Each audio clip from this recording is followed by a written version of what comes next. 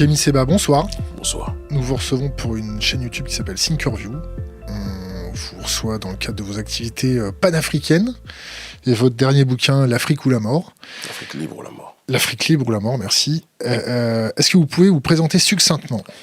Kémy Séba, président de l'ONG Urgence panafricaniste, chroniqueur géopolitique pour diverses grosses chaînes en Afrique francophone et écrivain, auteur de 4 ouvrages sur le panafricanisme et la conscience noire en général.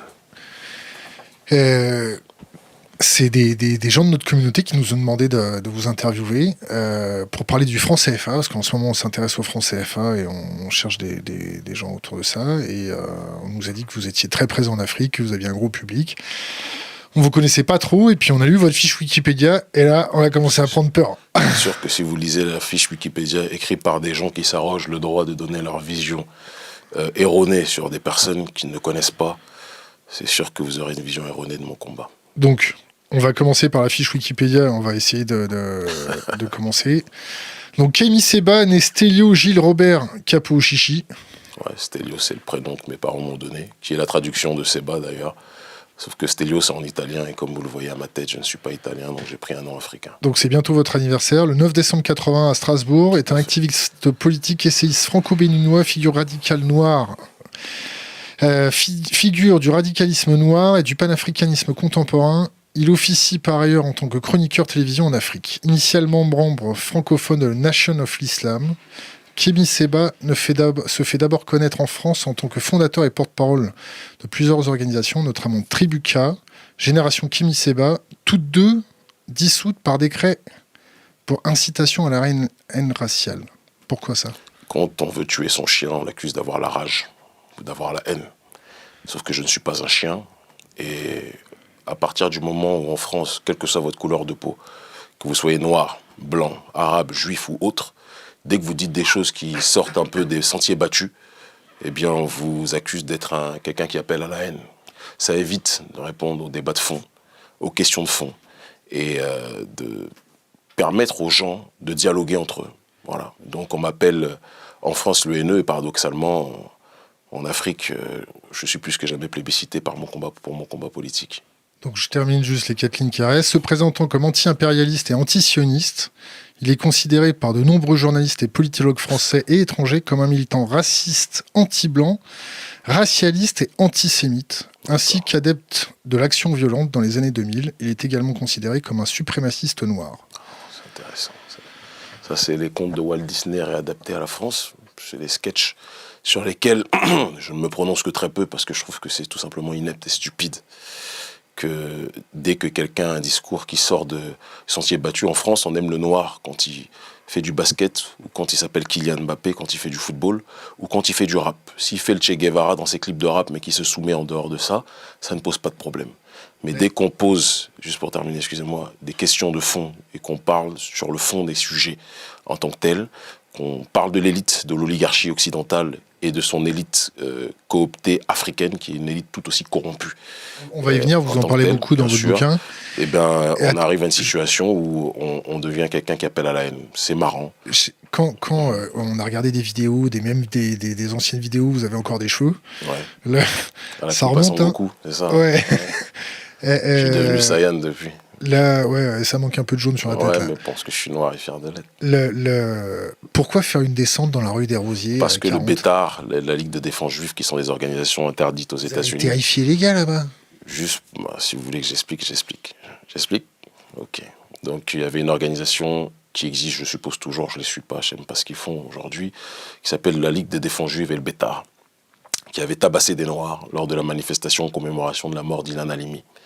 Et certains de ces Noirs-là, notamment un papa éboueur de 50 ans à l'époque, qui avait pris des coups gratuitement parce qu'il avait la malchance d'être noir durant cette manifestation, était venu nous voir lors de l'une de nos assemblées, d'une de nos réunions, l'un de nos meetings que l'on tenait tous les dimanches à Belleville, en disant qu'il ne comprenait pas qu'il se soit fait tabasser lors de cette manifestation et qu'il voyait que ces gens-là se revendiquaient du Bétard et de la Ligue de défense juive. Ilan Halimi, il s'est fait torturer. Tout à fait. Mais est-ce que je peux continuer l'histoire? Comme ça, après, on revient sur Ilan, sur qui vous voulez. Et donc, partant de ce principe-là, nous, on a pris contact avec donc cette organisation en disant pourquoi vous agressez des Noirs. Si vous avez un problème avec Youssouf Fofana, vous vous adressez à Youssouf Fofana. Ça ne nous pose aucun problème. Mais quand vous commencez à dire Youssouf Fofana, sale noir, les Juifs auront ta peau, et que vous voyez des Noirs, vous tabassez des Noirs, ça me pose problème. Là, on rentre dans l'arène. Si un criminel noir se fait juger en tant que criminel, ça ne me pose pas de problème. Les Noirs n'ont pas plus de droits, ni moins de droits que les autres. Mais si un Blanc tue quelqu'un, on ne dit pas Jean Dupont, sale Blanc, les Noirs auront ta peau. C'est ridicule. On juge le Blanc pour ce qu'il a fait. Quand Marc Dutroux viole des enfants, on ne dit pas sale Blanc, les Noirs auront ta peau. C'est stupide. On s'attaque à monsieur le violeur, quel qu'il soit, ou le criminel. Donc on a pris contact avec la Ligue des défense juive et le Bétard, qui, paraît-il, terrorisait les gens. J'avais appris ça. Moi, généralement, je ne suis terrorisé par personne. Et c'est une constante dans mon combat politique depuis très longtemps, et ça ne changera pas. Et donc, ils nous ont dit, bande de grandes gueules, en gros, ça vous pose quoi comme problème qu'on ait tabassé des Noirs? On fait ce qu'on veut. En France, ce pays nous appartient. C'était leur langage. On a été mis sur écoute, donc les gens savent. C'est pour ça que j'ai été acquitté lors de cette descente rue des Rosiers. J'ai pas eu de problème lors de cette occasion-là à cause de ça. Et ils nous ont donné rendez-vous. Et le problème, c'est que moi, quand on me donne rendez-vous, je viens. Toujours. Et donc, je suis venu accompagner des militants de notre organisation à l'époque, la Tribuca. Des fois un peu en retard. Non, l'heure de l'émission, c'était, je crois, 8h, et je suis venu à 8h moins 10. Il ne faut pas oublier qu'on est dans le décalage horaire, parce que je vis en Afrique, je suis juste venu pour vous et pour mon stock de livres, et je repars le lendemain. Continuez. Bref. Donc, on s'est rendu à l'invitation. Quand on m'invite à un anniversaire, je viens. Quand on m'invite pour une rencontre, je viens. Il se trouve que quand je suis venu, la rue s'est écartée comme la mer Rouge devant Moïse. Ils sont tous rentrés dans les restaurants falafel. Les mêmes qui étaient des habitués pour tabasser gratuitement aussi bien des Juifs qui s'opposent au colonialisme au Moyen-Orient que des Noirs, des Arabes ou autres. Et ben, quand ils nous ont vus, ils ont laissé les gens sur le carreau dans la rue. Ils sont rentrés dans les magasins. Ils ont disparu. Il se trouve qu'on n'avait pas d'armes. Il n'y a pas eu de coup, il n'y a pas eu une seule violence, et c'est pour ça que je n'ai eu aucune, je dis bien aucune condamnation judiciaire pour cette descente qui n'était en réalité qu'une rencontre. Simplement, quand des Noirs viennent de manière disciplinée, quels que soient dans les endroits où ils se trouvent, eh ben, il se trouve que des gens qui veulent instrumentaliser la situation vont présenter ça d'une autre façon. Donc, parler de descente dans un quartier juif, c'était un beau titre pour les médias. Je n'ai eu aucune condamnation. La justice m'a, entre guillemets, j'allais dire blanchi, c'est le mauvais terme, vous le voyez bien, mais m'a acquitté de toute charge lors de cette descente, en constatant qu'en effet, il n'y avait pas eu de violence, il n'y avait rien eu. Mais en effet, ça avait fait du bruit. Sarkozy était en pleine campagne présidentielle, donc il s'est servi de cette affaire pour dire des méchants noirs, des nazis noirs. On fait une descente dans le quartier juif. Moi, un juif qui n'a rien fait ne me pose pas de problème. C'est un frère en humanité, comme un arabe, un blanc, un noir ou autre. Par contre, il y a des criminels dans toutes les communautés et il y a des gens qui sont des oppresseurs dans toutes les communautés et je ne vois pas pourquoi j'aurais le droit de dénoncer tout ce qui se passe dans toutes les communautés, y compris dans la mienne, mais que je n'aurais pas le droit de pointer du doigt ce qui ne va pas chez ces milices extrémistes. C'est ce que j'ai fait. Elles ont bégayé ce jour-là et parce qu'ils savaient très bien qu'ils n'avaient pas les armes qu'il fallait pour nous affronter, c'est rentré dans un débat politique et c'est par décision politique qu'on a été interdit. D'accord, au Conseil des ministres, c'était la première fois de l'histoire qu'une organisation afro-descendante était interdite sous la Ve République, soi-disant pour des propos d'incitation à la haine raciale, parce qu'on disait qu'on allait s'occuper de... Oui, mais bon, dès qu'on parle de certaines choses, si je dis que Moïse, ou que je ne sais pas comment il s'appelle, aura un nom cassé, on va dire que je suis antisémite. Il arrive un moment où en France, le débat, il est hystérisé. On n'a pas le droit, en fait, à cause peut-être d'un sentiment de culpabilité de certains en France ou pas, on n'a pas le droit de dire qu'il y a des choses qui peuvent ne pas aller dans cette communauté. On a le droit de dire tout chez tous les autres. Je ne comprends pas pourquoi on n'a pas le droit de dire ce qui ne va pas dans cette communauté. Et moi, j'ai un problème. Je suis issu d'un peuple qui est ostracisé, un peuple qui souffre le martyre. Je vis sur le continent depuis maintenant 9 ans, d'accord, qui vit dans des conditions indécentes, y compris en priorité à cause des responsabilités de nos élites. Il faut qu'on le dise aussi, nos élites endogènes. On en reparlera tout à l'heure. Et donc, je suis très sensible aux deux poids, deux mesures, à l'injustice. Je ne comprends pas que quand il y a des propos inacceptables tenus chez des Blancs, chez des Arabes, chez des Noirs, il y a un consensus, tout le monde a le droit de parler, mais une sorte d'omerta, comme si la population juive serait une population qui ne serait pas en égalité avec les autres, comme si on n'aurait pas le droit de dire qu'il y a des choses qui ne vont pas chez les autres. Vous êtes taxé direct d'antisémite. Mais moi, j'ai un problème, je m'en fous des étiquettes. Voilà, je vais être très clair. Je ne veux pas être dans l'essentialisme. Il y a des périodes où je l'étais peut-être de manière provocatrice parce que j'ai bien compris, dès lors que j'ai senti qu'il y avait un tabou sur certaines choses, moi, je fonce. D'accord ? Donc je m'enfonce dans la chose. Rentrer en Afrique m'a permis d'avoir beaucoup plus de distance critique sur la question des confrontations entre identités et de beaucoup plus analyser la problématique des classes. Ce qui ne veut pas dire que je suis non plus un marxiste congénital en tant que tel. Donc voilà un petit peu la situation. Est-ce que vous leur avez tendu la main depuis ? Est-ce que vous avez essayé d'arranger les choses, de vous comprendre, d'essayer de... J'ai pas besoin de comprendre le Bétar, la Ligue de défense juive, ça m'intéresse pas de les comprendre. Ils ont tabassé des Noirs. Fin de l'histoire. Le débat, là, on est en 2018. Ça s'est passé en 2006. Entre-temps, j'ai eu des enfants. Entre-temps, j'ai connu un accès aux masses médias en Afrique. Entre-temps, notre combat a pris une ampleur sur le continent africain. J'ai pas besoin de parler de la Ligue de défense juive et le Bétar. Ils ne sont pas dans mon agenda. Je ne sais même pas s'ils existent encore au moment où je te parle. Et je vais aller plus loin juste pour terminer cette situation. Ça ne m'a pas empêché, durant toutes ces années, de rencontrer des juifs exceptionnels. Parce qu'il y en a. Des noms ? Non, je ne vais pas te donner leur nom, ils vont se faire tabasser par le Bétar et l'LDJ, peut-être, j'en sais rien. Mais plus sérieusement, des citoyens lambda, normaux, d'accord, qui vivent comme des êtres humains sur cette terre et qui essayent de trouver le bonheur comme des tas d'autres êtres humains sur cette terre. Donc le problème, c'est pas les juifs contre les noirs, le problème, c'est qu'il y a des voyous dans toutes les communautés, et de la même façon que quand il y a des choses qui ne vont pas chez les nôtres, je suis le premier, moi-même, à tout faire pour essayer de faire avancer les choses dans la bonne direction. Bah, quand ça ne va pas chez d'autres, je ne vois pas pourquoi on devrait se mettre à sparadrap sous prétexte que c'est le peuple élu. Entre guillemets, sachant que j'ai voté pour personne à titre personnel. Le faire avec moins de violence, peut-être, non ? Violence de quoi ? Il n'y a qu'en France qu'on me parle de violence. Il faut qu'on se rappelle des choses. En Afrique, j'ai reçu, je ne sais pas combien de prix. J'ai reçu le prix MyPad que j'ai refusé, Most Influential People of African Descent. Vous voulez que j'aille à New York, j'ai refusé. J'ai reçu le prix Africa News, prix de la personnalité politique africaine de l'année. Africa News, c'est la chaîne équivalente de Euronews en Afrique. C'est la même filiale d'ailleurs. J'ai reçu le prix MJ Intellect. On me plébiscite pour mon combat politique, pour l'influence que j'ai sur la jeunesse africaine. Et de l'autre côté, en France, on me considère comme un terroriste. Il y a un moment, peut-être, il y a un problème. Il y a une double vision, ou alors il y en a peut-être qui aura besoin de lunettes. Et dans le même temps, on a Éric Zemmour, qu'on laisse parler dans tous les médias. Moi, je dirais le milliardième de ce qu'il dit dans les médias. Je serais déjà incarcéré. On m'a incarcéré 2 fois en France. Alors, combien de fois vous avez fait de la tôle ? Et pourquoi ? Quel motif ? 3 fois. Combien de temps ? La première fois, parce que soi-disant... Bon, les deux fois en France et 1 fois au Sénégal. La première, parce que j'étais venu ouvrir une antenne de mon mouvement à Chartres, et le préfet de la région à Chartres avait carrément sorti le plan Vigipirate en disant qu'il ne fallait pas que je vienne, que j'ouvre une antenne de quoi que ce soit, que je suis quelqu'un de dangereux pour l'ordre public, entre guillemets. Et je lui avais dit vraiment, vous confondez. J'ai dit aux policiers divisionnaires de l'époque, vous comportez comme un chien de l'oligarchie sioniste en tant que tel, ça fait mal au cœur, ça fait de la peine. Ils m'ont mis outrage. Il m'a même dit violence, alors que je crois que je l'ai frôlé. Enfin bref.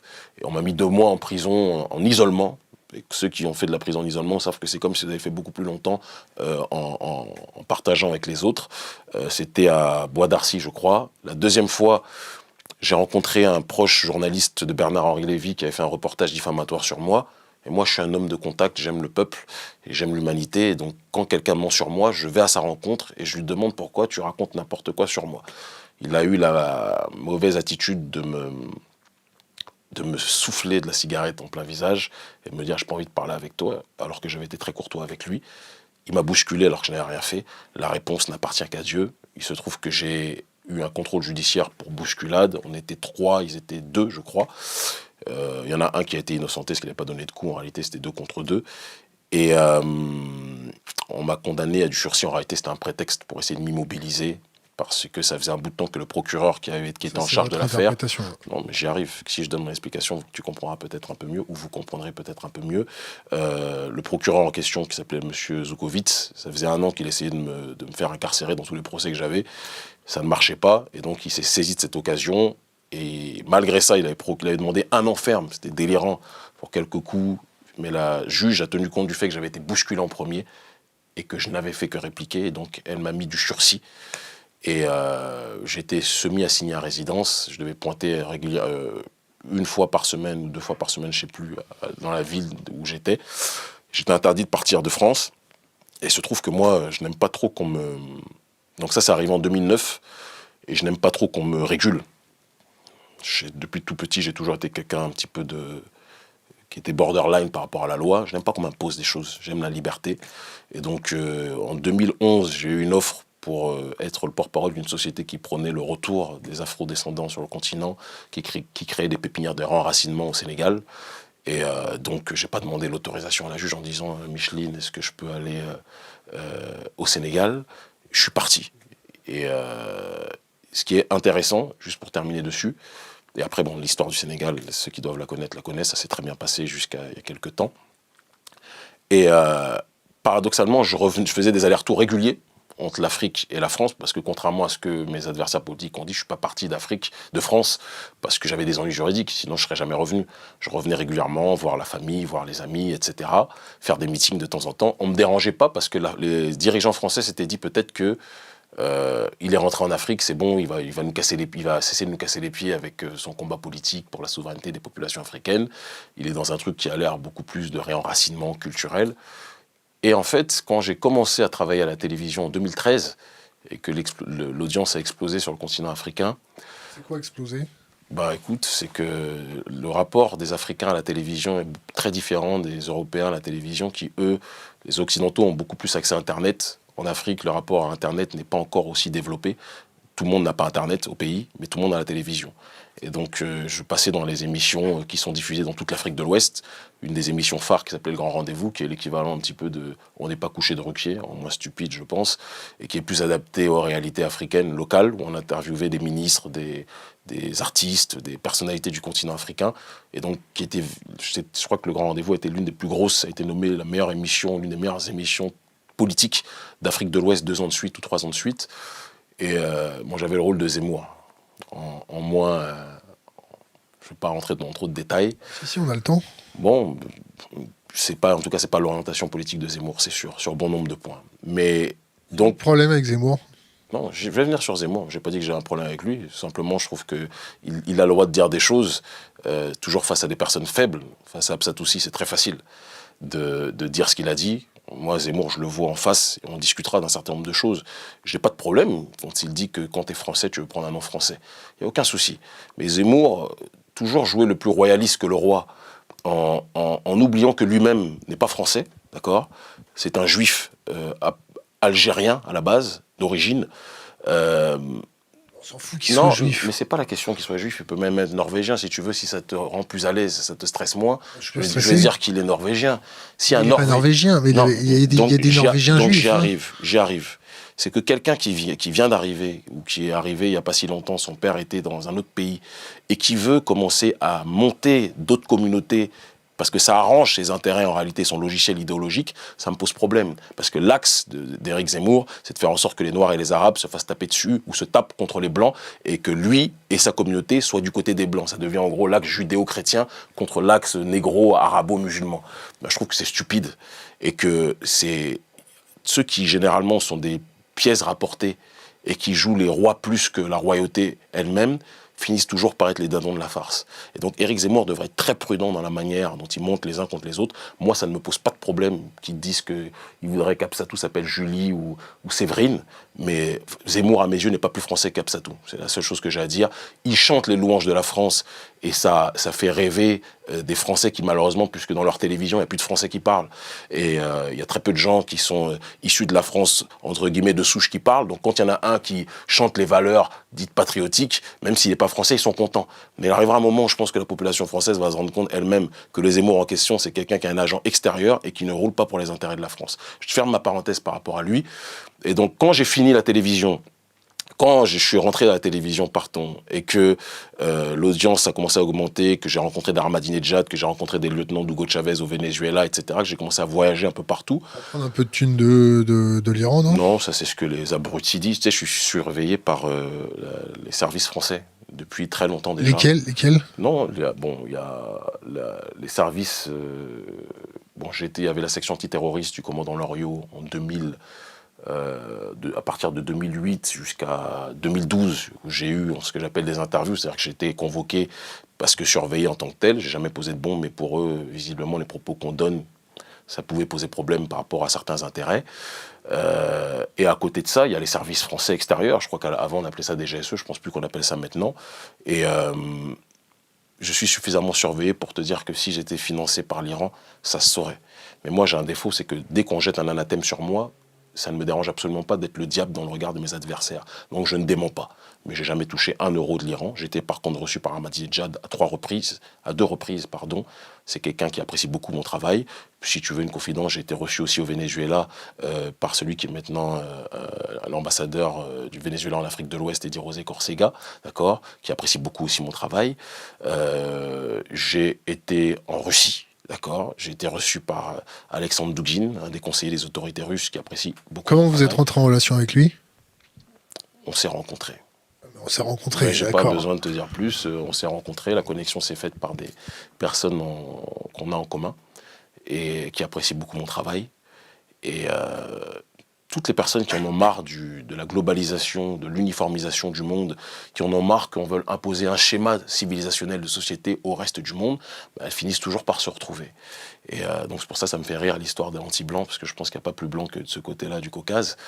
Mais on s'est rencontrés, ça a été une très belle rencontre intellectuelle et politique, philosophique aussi. Est-ce que vous n'êtes pas un peu la pièce rapportée, née à Strasbourg, qui se prend un peu plus roi que le roi et qui veut être roi d'Afrique et à prendre le panafricanisme? Si je voulais être roi, je vais te dire un truc, il y a beaucoup d'élections et beaucoup de partis puissants qui lorgnent sur mon audience en Afrique, parce que celui qui veut jouer plus roi que le roi, il est plus écouté que beaucoup de politiciens qui sont là depuis très longtemps sur le continent et qui contribuent à rouler leur population.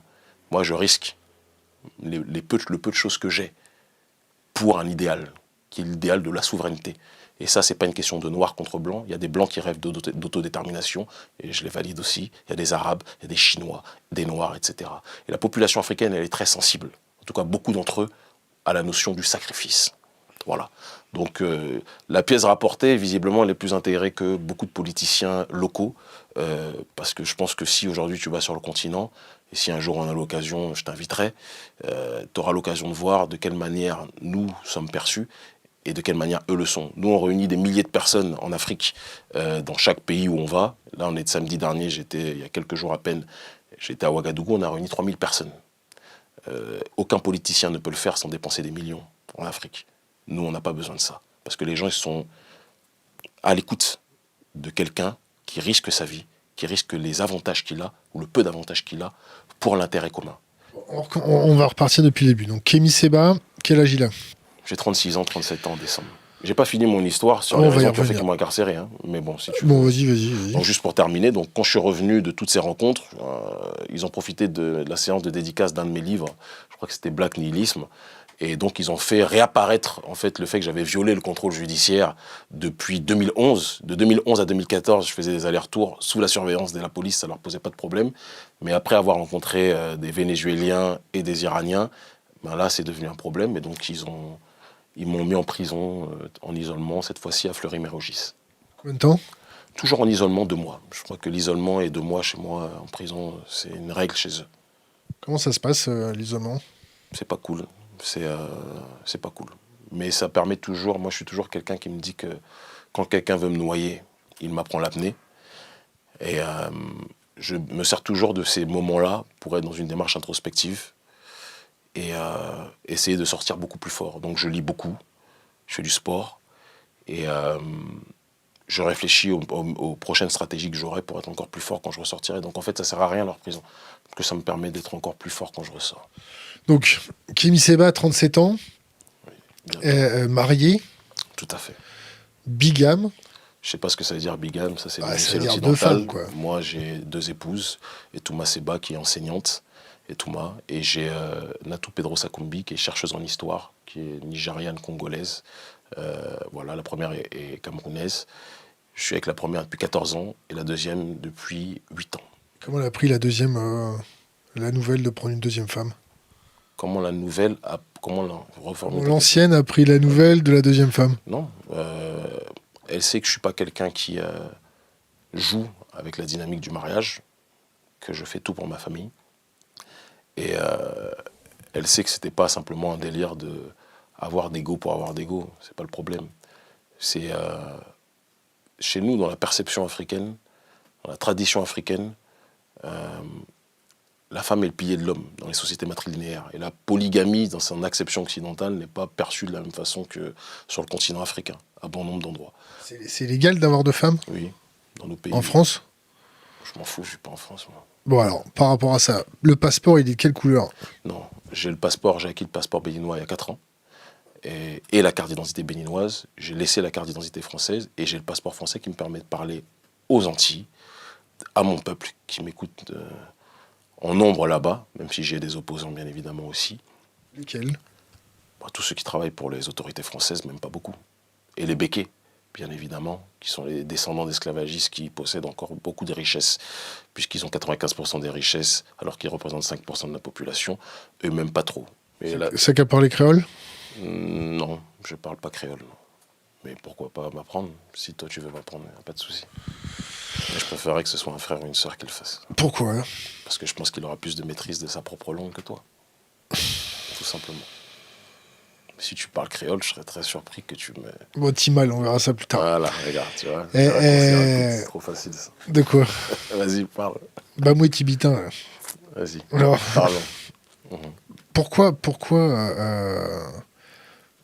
prôner en Afrique ce retour aux sources identitaires? Parce que l'Afrique est la population qui a été la première. On parle du nouvel ordre mondial aujourd'hui, c'est un terme à la mode. Mais le mondialisme, la première entité qu'il a rencontrée dans l'humanité, c'est la population africaine. L'esclavage, la colonisation, je ne suis pas en train de faire de la victimisation, ce que je dis toujours qu'il arrive un moment, il faut qu'on se regarde dans la glace, qu'on se prenne en main. Il ne faut pas toujours dire que c'est la faute des autres. Une civilisation est détruite de l'extérieur que si elle est rongée de l'intérieur. Donc on est les premiers responsables. Ça, il faut que ce soit clair. Mais notre peuple s'est fait laver le cerveau culturellement, politiquement, intellectuellement, de telle sorte qu'on a une élite aujourd'hui même africaine qui d'ailleurs est le premier problème. Vous avez reçu un de ses représentants la dernière fois qui pense beaucoup plus en fonction de la bobocratie occidentale qu'en fonction... On va il n'y a pas de revenir. problème, on revient sur tout ce qu'on veut. Moi, je suis allé sur tout. Mais qui pense beaucoup plus par rapport à une vision oligarchique occidentale que par rapport aux intérêts du prolétariat africain. Il y a réellement un seul peuple en Afrique? Non, mais il y a plusieurs peuples. Mais on a tous une racine. On a une racine commune. Mais évidemment, qu'il y a plusieurs on a la peuples. même racine commune, toi et moi. Je sais pas la question. Si tu veux, on est des frères. On peut marcher nus avec une tulipe dans les cheveux. Il n'y a pas de souci. Et puis on dira on est des frères. Qui pour tous les cheveux? United Color, ça peut repousser. Mais il y a plusieurs peuples. Ça n'a jamais été la question de dire il y a un seul peuple. Mais il y a plusieurs peuples, plusieurs familles qui forment un seul ensemble. Et on est dans un monde aujourd'hui, il y a les blocs civilisationnels. Tu as l'eurasisme d'un côté, où les populations slaves essayent de se réunir autour de cet idéal. Tu as le bolivarisme en Amérique du Sud, où les populations d'Amérique latine essayent de se réunir autour d'un idéal. L'Union européenne est contestée parce que c'est l'union en réalité de l'oligarchie financière qui asphyxie les peuples européens qui souffrent réellement. Mais le panafricanisme, c'est une idéologie de libération qui veut transcender la problématique de la balkanisation du continent africain qui nous a été imposée en 1884 et 1885 à Berlin. Donc, vouloir tendre vers un seul peuple ou vers une unité de l'Est à l'Ouest, du Nord au Sud, c'est quelque chose qui est du domaine du vital pour nous, parce qu'on a été détruit de A à Z, et qu'aujourd'hui, ce sont nos propres élites qui participent à propager cette logique de destruction. Et dans cette démarche-là, il y a une nécessité du retour aux sources qui doit être effectuée, qui ne peut jamais être complète, parce qu'on fait partie d'un ensemble. On fait partie, excusez-moi, d'un ensemble qui est globalisé aujourd'hui. Le néolibéralisme a complètement javélisé ou a accentué le processus de javélisation de nos populations, qui a poussé les nôtres à une certaine forme d'individualisme, alors que dans nos sociétés en Afrique, le solidarisme et ce que Julius Nyerere, l'ancien président de Tanzanie, appelait le l'Ujamaa, le villageoisme, c'est quelque chose qui, normalement, était prépondérant. L'individu ne peut pas être supérieur à la collectivité, structurellement parlant.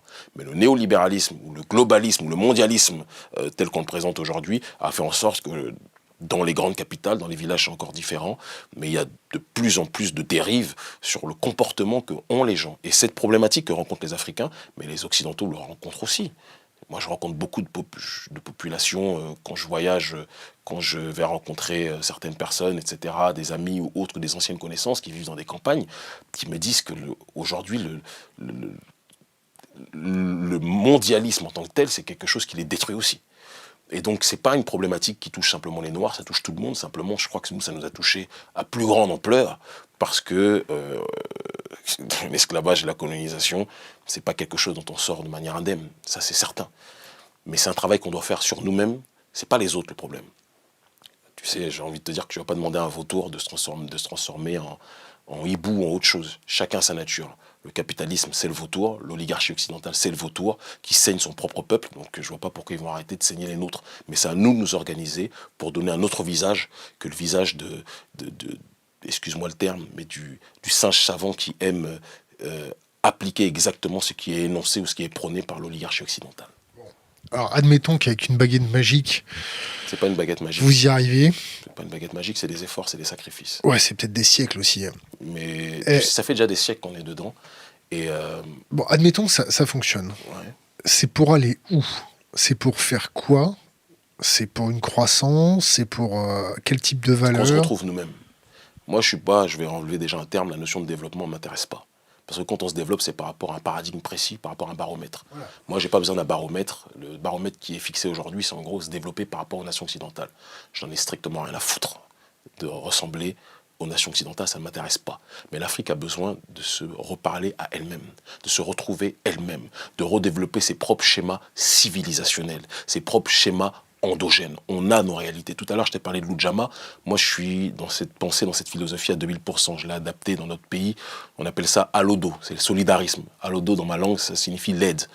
Et être dans cette démarche-là, c'est le substrat originel du continent africain.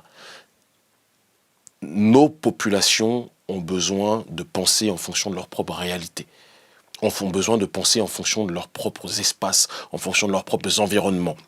Ils n'ont pas besoin des histoires de PIB, ils n'ont pas besoin des histoires de la Banque mondiale, ils n'ont pas besoin du FMI, ils n'ont pas besoin de toutes ces choses-là. Donc c'est un travail global qui doit se faire, non pas simplement au niveau de l'élite, avec laquelle j'ai un gros problème, mais au niveau de la base. Et donc nous, ce que l'on fait à notre petit niveau dans beaucoup de pays d'Afrique francophone avec notre ONG Urgence panafricaniste, c'est une démarche bicéphale. Une démarche de justice sociale, justement, avec le programme Alodo, qui est soutenu par beaucoup de footballeurs de haut niveau, Nicolas Anelka, Dembaba, etc., des frères, des amis, qui comprennent le combat politique que je mène et qui nous aident à créer des campagnes de microcrédit sans intérêt pour que des mères de famille, parce que chez nous en Afrique, les mamans, c'est le pilier de tout, d'accord, puissent créer des commerces, d'accord, des entreprises qui puissent leur permettre d'être indépendantes et de ne plus être en difficulté économique, sociale. Alors on ne vient pas qu'un coup de baguette magique. On a des programmes qui sont extrêmement structurés par des assistants sociaux qui sont dans notre organisation et qui suivent les mères de famille en question. De l'autre côté, le deuxième axe, je n'ai pas parlé de toutes les actions sociales, c'est l'action de la souveraineté. C'est-à-dire que il ne peut pas avoir de justice sociale sans souveraineté. Nous, c'est notre vision des choses. Chaque peuple a le droit de décider de sa propre destinée. Et il n'est pas acceptable qu'au XXIe siècle, notre économie soit dirigée, décidée, organisée, structurée par l'oligarchie française. Et quand je dis ça, quand je parle de l'oligarchie française, je ne parle pas de la population française de manière générale, d'accord, mais je parle de l'élite française qui se fait des couilles en or, excuse-moi la crudité, en nous dépouillant, en pillant nos ressources minières, en pillant nos ressources naturelles, et évidemment avec le système monétaire et économique que nous connaissons sous l'appellation de franc CFA. Donc, une fois qu'on a rassemblé tout le monde, qu'on s'est mis tous autour de la table, qu'on est dans des valeurs bienveillantes... C'est pas simplement ça, là, tu es en train de présenter ça de manière naïve. Triviale. Tu es en train de présenter ça de manière triviale, ça me fait penser à certaines mamans qui se lèvent à 5 heures du matin, qui sont sur des pays extrêmement riches, mais qui vivent avec moins de 100 € par mois, d'accord, et qui, parce que le pillage de nos ressources est organisé avec les mafieux qui sont à la tête de nos pays, les mafieux africains, donc des Africains en priorité, et en concubinage incestueux avec l'oligarchie française, elle est obligée de se lever à 5 heures du matin pour vendre de l'arachide au bord de la route, d'accord, pour essayer de nourrir ses enfants. Donc c'est pas le trivial dont tu parles, moi je vois pas ça. Je parle en tant qu'économie continentale. C'est intégrer les marchés financiers, c'est créer un autre système, c'est avoir un système bis. De toute façon, c'est évidemment créer un autre système. Mais avant de revenir à ça, on parle de l'Afrique, moi je parle de l'Afrique de la zone franc, l'Afrique francophone, et les Caraïbes francophones, parce que c'est la réalité dans laquelle nous sommes. C'est une espèce particulière. Quand tu vas dans les pays d'Afrique anglophone, j'ai été assistant de la parlementaire Abike Dabiri au Nigeria pendant quelques mois. Le Nigeria, ça n'a strictement rien à voir avec les pays d'Afrique francophone. Le Ghana va bientôt être le plus peuplé, troisième pays le plus peuplé au monde bientôt. Là, tu vois, tu as les chiffres que je ne connais pas, et quand je ne connais pas, je ne parle pas. Mais ce que je sais juste, c'est que le colonialisme anglo-saxon a été très différent. Il y a l'Indirect Rule, excusez-moi pour le mauvais accent, la règle, en tout cas le rapport, il y a une plus grosse autonomie qui a été laissée durant le colonialisme aux populations africaines sous colonialisme anglophone que dans les pays sous colonialisme francophone, où l'humanisme, le pseudo-universalisme, qui est une ineptie intégrale en réalité, et qui est imposé, a fait en sorte que ça a complètement aliéné, donc rendu étranger à soi-même bon nombre des nôtres dans nos pays d'Afrique francophone. Et c'est ce qui explique que la partie la plus colonisée sur le continent africain, c'est pas la partie lusophone, aujourd'hui encore, c'est pas la partie anglophone, c'est la partie francophone. Et ça, c'est en priorité à cause de nous, autres Africains. Et donc, il y a un travail à faire sur ce terrain-là. Muammar al-Kadhafi, pour revenir, puisque tu parles de schéma économique intégré et tout ce qui s'ensuit, avait proposé la problématique du dinar or. Le but était de faire en sorte... argent. Le but était de faire en sorte que nos populations puissent, cette fois-ci, asseoir leur monnaie sur leurs ressources minières en tant que telles. Quand tu regardes nos ressources, le continent africain est l'une des terres les plus riches de la planète.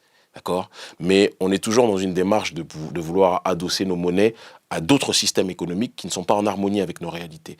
Et donc, le projet du dinar or dont parlait Kadhafi pouvait permettre, à partir du moment où il y avait un devoir, un travail de réappropriation de nos ressources qui était effectué, pouvait permettre à la population africaine de retrouver une véritable autodétermination. Et il voulait quoi ? Il voulait adosser les banques centrales à ces ressources-là, et donc il y a un travail de réappropriation des richesses qui soit organisé. Lui, c'était sur l'or, parce que l'or, c'est quelque chose qui est extrêmement présent, où était, je ne sais pas si ça a été pillé entre-temps par les élites françaises et associées, mais il voulait adosser ça à l'or, et il voulait que de manière générale, nos richesses puissent être le support sur lequel, justement, cette démarche monétaire s'installe.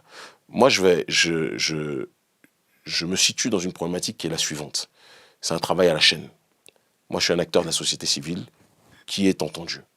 Ma responsabilité, c'était d'animer et d'agiter ce débat qui était rendu tabou depuis trop longtemps sur le continent africain. Et donc, on a organisé une croisade sur cette problématique de la souveraineté. Et dans un des tiroirs de la souveraineté monétaire est évidemment extrêmement importante. Et c'est pour cette raison qu'on a réussi, je pense, à imposer dans le débat de société sur le continent africain la question du franc CFA. Il y a du racisme en Afrique ? Alors, je vais te dire quelque chose qui va te paraître un peu borderline sans doute, mais c'est pas trop mon souci.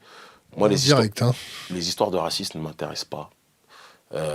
Racisme, noir, blanc, moi je suis pas... Racisme noir. Non, mais il y a des tensions, ça existe partout. Ça existe partout. Il ne faut pas non plus idéaliser.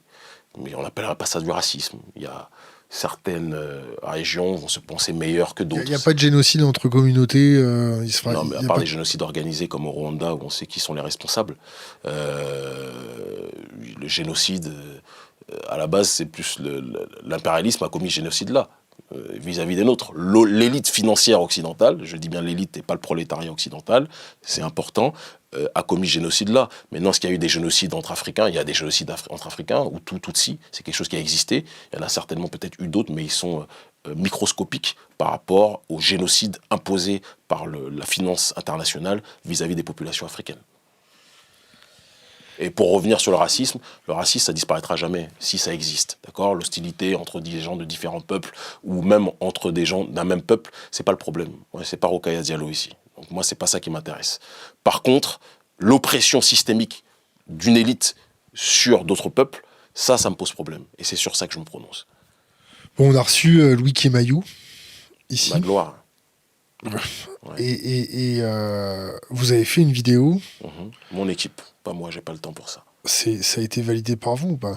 Tu sais, chez nous, il y a la démocratie directe. C'est-à-dire que moi, je suis au village, souvent, dans le cadre de mon travail politique. C'est pas moi qui gère ma page fan ou ma page publique. Il y a 500 000 personnes quasiment, j'ai pas le temps pour ça. Et je me suis éloigné des réseaux sociaux depuis un bout de temps. Mais j'ai une équipe qui est à la fois sur le continent africain et dans la diaspora, qui surveille et qui connaît le Kemayou, qui est quelqu'un qui vous arnaque un peu ici en se faisant passer pour un journaliste qui a pignon sur rue en Afrique, alors qu'en Afrique, tout le monde sait qu'il est balois. Donc voilà, la réalité des faits, elle est là. Et quand ils ont vu, on ne s'est jamais prononcé sur lui en 20 ans d'activisme politique, mais quand ils ont vu qu'il s'est permis de raconter n'importe quoi sur nous, alors que nous on risque notre vie pour notre souveraineté et que lui vient manger les subsides ici en France, parce que son travail il vit en France, il ne vit pas en Afrique, ben on s'est dit que, je parle au nom de l'équipe parce que je prends mes responsabilités, on s'est dit qu'on allait lui répondre, tout simplement. Alors, vous avez répondu comment ? Bah, ils ont répondu, ils ont repris ses propos et ils ont mis ça en parallèle avec une dialectique, juste je termine, une dialectique historique qui est celle du nègre d'intérieur qui se fait toujours plus roi. C'est la même chose, qui se fait toujours plus royaliste que le roi en stigmatisant les personnes africaines ou afrodescendantes qui veulent l'autodétermination. Et ce qui est assez marrant, c'est que tu avais, durant la période de Lumumba, des gens qui disaient que Lumumba était un terroriste, était un extrémiste et un fauteur de troubles. Et qu'il allait nuire aux relations entre le Congo belge et le royaume de Belgique. On a eu des gens, à l'époque de Malcolm X, qui disaient que Malcolm X était un suprémaciste noir, un fauteur de troubles, qui était en train de semer des divisions, des tensions entre noirs et blancs. Moi, je parle avec beaucoup de blancs qui comprennent profondément notre combat, plus que Magloire, Kemayou. D'accord ? Et nous, il n'y a pas de tension entre les peuples qui se respectent. Mais par contre, moi, j'ai un problème avec les mangeurs de subsides qui mangent dans la main de l'oligarchie occidentale et de cette bien-pensance qui, en réalité, ne veut pas la souveraineté africaine. Sinon, il serait rentré au pays et il se serait retroussé les manches pour aider sa population. Mais il préfère être ici, là, à TV5 Monde ou je ne sais pas où, et raconter ses inepties. Mais il ne blague que vous, il ne blague pas nous. Bon, il a posté un commentaire sur la page Facebook qui a été gommé, d'après lui. Et lui, quand il a apparemment, si je ne m'abuse, il y a eu des personnes, environ 15 de notre page Facebook qui nous ont écrit pour dire qu'ils avaient laissé des messages sur la page de Kemayou, il les avait bloqués. Et après, lui, quelques jours après, il vient écrire chez nous et il croit qu'on va laisser. Si c'est un homme Kemayou, moi je le vois en direct et je le mange tout cru. Voilà, parlons peu. Bon, alors son message, c'était « Jusqu'à présent, je ne connaissais pas la différence entre les nègres des champs et les nègres de maison. » Il la connaît très bien parce que c'en est un. Entre parenthèses, nègre des Champs-Élysées ou nègre de Maison Lafitte. C'est pour faire rire ses amis du 16e. Finalement, le nègre de maison, c'est celui qui ne voue pas un culte au gourou Kémi Séba. Le gourou Kémi Séba. Par ricochet, tous les autres sont des nègres des champs, évidemment. C'est vraiment la dialectique du nègre de maison qui a bien... Où avais-je la tête ? Merci Kémi Séba pour cette leçon de sémantique de la publicité bienveillante. Magloire, je te réponds en te disant que le gourou qui est suivi par des centaines de milliers, pour ne pas dire des millions de personnes en Afrique, c'est qui ? C'est moi ou c'est toi qui n'est suivi par personne, si ce n'est ta mère et ton cousin, et qui ne parle que chez les Occidentaux, mais en Afrique, on te jette des pierres parce qu'on sait que tu as un vendu. Je me demande c'est qui le gourou. Fin de la citation, ce qui concerne ce guignol. Il nous a envoyé 2-3 questions. J'ai pas envie de répondre à ce clown. S'il veut me parler, il m'invite en débat dans sa chaîne à TV5 Monde et j'irai le grailler en direct. Bon, on va quand même poser les questions. Avez-vous des rapports avec des mouvements comme l'Ex-Front National ou le Ku Klux Klan, qui sont loin d'avoir la sympathie pour les Noirs ? Si oui, quelle est la nature de ces rapports ?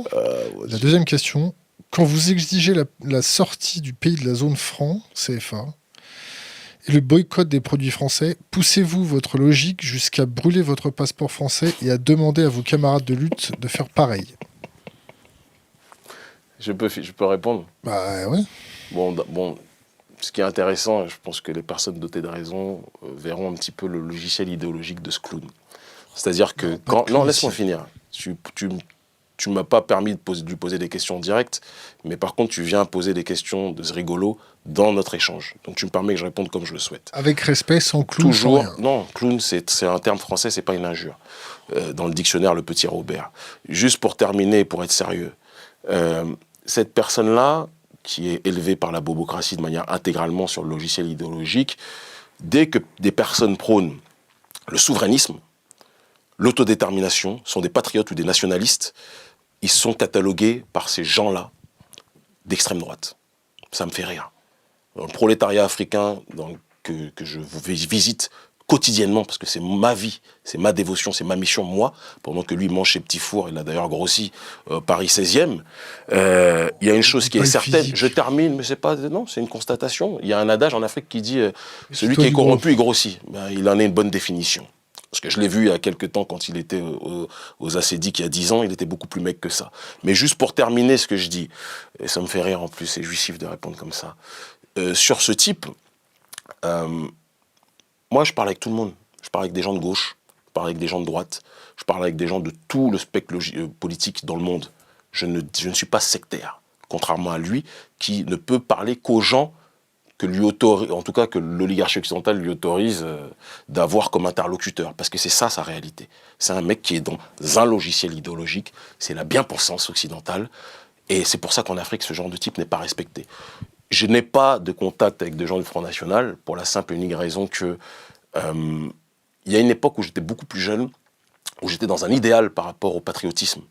Et je me disais que tous les patriotes de la Terre peuvent se réunir et peuvent marcher ensemble. J'ai compris que avec les patriotes d'Amérique du Sud, c'est facile. Avec les patriotes du Moyen-Orient, c'est facile. Hezbollah, Iran, etc., c'est facile. Mais en France, Et les patriotes d'Israël. mais si ces patriotes d'Israël qui veulent que les Palestiniens ne se fassent pas voler leurs terres, ça ne me pose pas de problème. Le problème, c'est qu'ils ne sont pas très nombreux.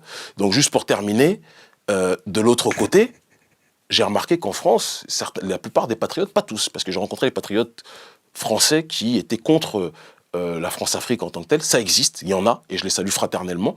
Mais j'ai rencontré aussi bon nombre, je ne les ai pas rencontrés physiquement, mais je lis beaucoup, c'est une qualité et un défaut, de Français qui, quand on leur parle de la France-Afrique, disent mais la France a le droit d'avoir sa présence sur le continent africain.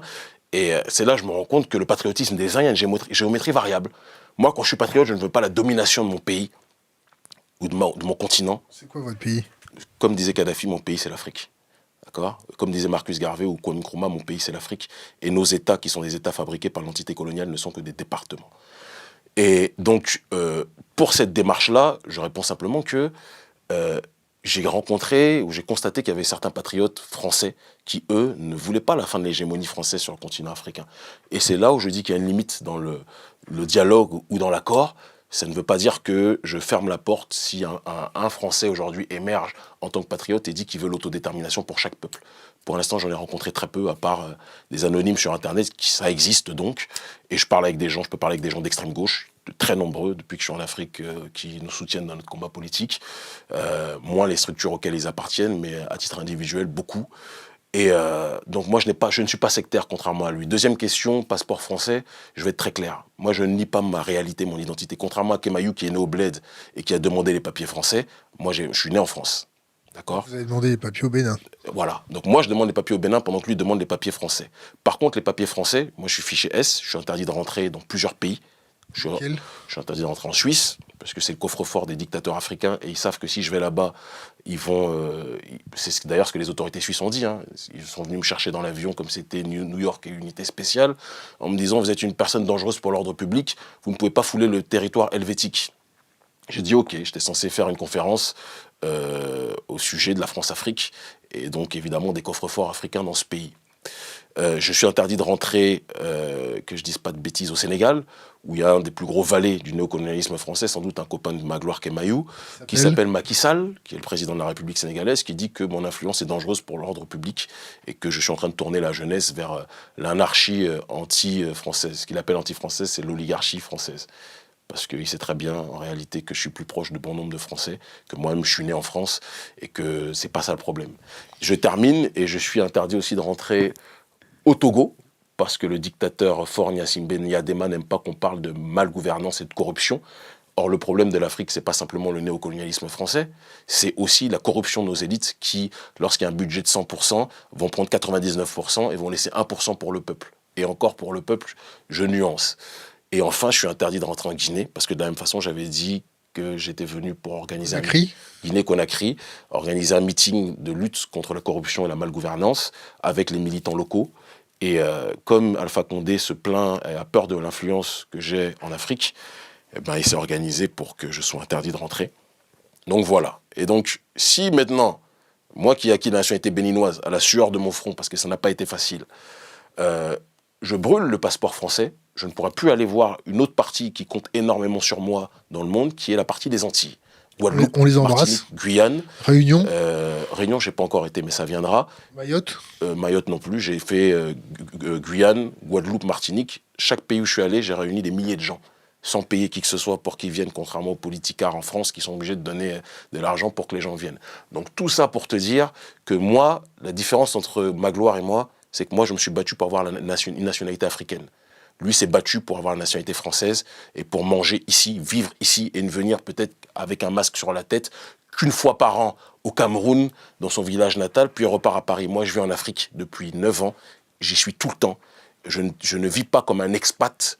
Je vis comme un Africain qui se conforme aux réalités africaines. Et j'ai sacrifié un équilibre même familial et économique que j'avais au Sénégal où j'étais installé, où j'avais un bon poste à la télévision, pour des convictions politiques, en brûlant le billet de franc CFA. J'ai été expulsé, j'ai été incarcéré. Magloire ne peut pas connaître ça. Donc je ne peux pas parler avec ce genre de clown, qui est un mot dans le dictionnaire français.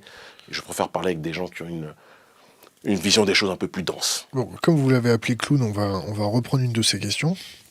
Donc en fait, c'est une interview de Magloire. Mais pourquoi il ne m'interviewe pas sur TV5 ? Non. Alors, l'implication de Idriss Déby, le chef d'État tchadien, dans la lutte contre le terrorisme au Sahel, est très appréciée par la France. Tout à fait. Et il est souvent présenté comme un ennemi du franc CFA. Pourtant, son pays en fait toujours partie. Qu'en pensez-vous ? Très clairement, moi, là, il apprend, j'ai envie de dire qu'il pisse dans un violon, parce que tout le monde sait cette réalité-là, que Idriss Déby est quelqu'un qui a d'abord été placé par la France-Afrique. C'est évident, c'est pas un secret. Il se trouve que des proches à lui, à un moment, l'ont sensibilisé sur la question du CFA, et il l'a constaté comme n'importe qui doté de raison que c'était un scandale politique, un scandale économique. Et il se trouve que Déby est un extraordinaire militaire qui a un gros poids en Afrique centrale, et donc c'est un ami. De pion, il est passé à allié de la France-Afrique. Kemayou, il n'est pas français, au fait. Hein. Mais oui, d'accord, mais en tout cas, il vit ici. Juste pour terminer. Ah, c'est bien. Il t'appelle carrément, vous avez carrément le contact direct. Voilà, je vois que vous êtes intime, méfie-toi, serre les fesses. Mais juste pour terminer et pour être. T'es pas encore petit... sorti, hein, méfie-toi. Hein. Sorti de quoi ? Ah non, c'est toi, méfie-toi. Bref, donc il n'est pas français, mais en tout cas, il vit en France et c'est ici qu'il mange les petits fours, pas en Afrique. Et donc, peut-être qu'il va le rappeler pour dire, ah non, je suis là en Afrique 30% de l'année. Mais donc, plus sérieusement, où est-ce qu'on en était ? Parce que je me perds avec Magloire. Le Tchad. Le Tchad, donc on sait que lui, Magloire Kemayou, a déclaré que, en effet, Idriss Déby était un pion de la France-Afrique, comme des milliards d'Africains qui pensent la même chose. Maintenant, quand quelqu'un qui se présente comme étant une personne faisant partie du camp opposé, dit quelque chose de sensé, si Idriss Déby dit que le soleil est doré, et que quand il y a le soleil, il fait jour, je ne vais pas dire qu'il fait nuit sous prétexte que c'est Idriss Déby. Je ne suis pas un sectaire comme Magloire Kemayou et les maîtres qui le payent. Voilà. Donc, en effet, il s'est opposé sur le CFA. Et d'ailleurs, récemment, il a un peu bégayé sur le franc CFA parce qu'il y a une crise financière réelle dans son pays et le franc CFA n'est plus sa préoccupation première. Mais quand un chef d'État parle de cette question, c'est bien que des personnes qui risquent leur vie sur le continent, Magloire, il ne sait pas trop ce que c'est, ils se sentent soutenus par divers chefs d'État, quels qu'ils soient. Et donc, Kadhafi s'est prononcé contre le franc CFA. Roch-Marc Kaboré, le président du Burkina Faso, qui m'a reçu avec beaucoup d'amour et de fraternité dans sa maison présidentielle, est contre le franc CFA. Il y en a quelques-uns, ils sont très peu. Et je ne vais pas cracher sur un soutien sous prétexte qu'il a des bonnes relations avec Jean-Louis Le Drian. Voilà. Est-ce que vous êtes pour ou contre le métissage ? Je vais être tout aussi clair que je l'ai toujours été. Je suis opposé de manière systématique au métissage industriel imposé. Du style, non, mais si tu me poses une question, je réponds. Je t'explique. Benetton, qui nous dit en gros que le métissage, c'est l'avenir du monde et que sans métissage, on ne va pas s'en sortir. C'est des conneries, ça. Le Brésil, pendant des années, a dit que c'était le pays de la démocratie raciale, le pays du brassage et du métissage. On nous montrait à la télé que Ronaldinho, Copacabana, les femmes bronzées en string, etc. Puis on disait, le Brésil, c'est génial, c'est le métissage. Moi, j'ai été au Brésil une fois, c'est l'un des pays où les Noirs souffrent le plus en dehors d'Afrique en termes de discrimination et d'ostracisation. D'accord ? Les ghettos qu'il y a à la Cité de Dieu, c'est pas qu'un film, c'est des réalités sociales et politiques. Le métissage, ça ne gomme pas les effets pervers de l'extrémité du néolibéralisme globalisé qui est quelque part la suprématie occidentale, comme certains l'appellent, comme l'appelait Francis Cress-Welsing. Elle parlait de white supremacy. Et donc le métissage n'est pas la solution aux problèmes ou au rapport entre les différents peuples de l'humanité. Maintenant, un individu qui rencontre une individu, une peut être noire, l'autre peut être blanc, l'un peut être noir, l'autre peut être blanche.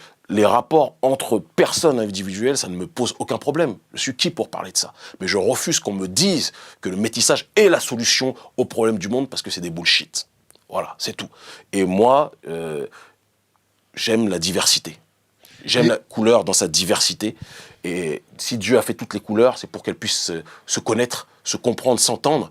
Et je préfère un bouquet de fleurs multicolores qu'un bouquet de fleurs Michael Jackson avec une seule couleur. Voilà, tout simplement. Mais j'ai des amis dont je suis très... Nico, il est marié à une blanche, Nicolas Anelka.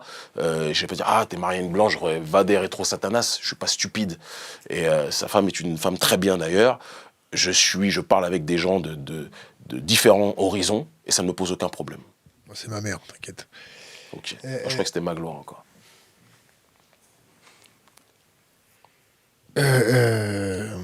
Bonjour maman. Pardon. Les enfants, tu vas les regarder comment? Ça va être des noirs ou ça va être des blancs?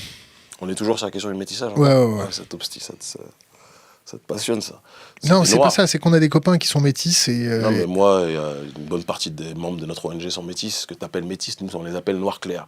Bob Marley, comme il disait, il était métis, mais c'était un noir. Et dans le regard de l'autre, il reste un noir. Et pourquoi tu dis pas blanc foncé? Non, parce que c'est pas comme ça que le monde les appelle, et c'est pas comme ça qu'ils sont.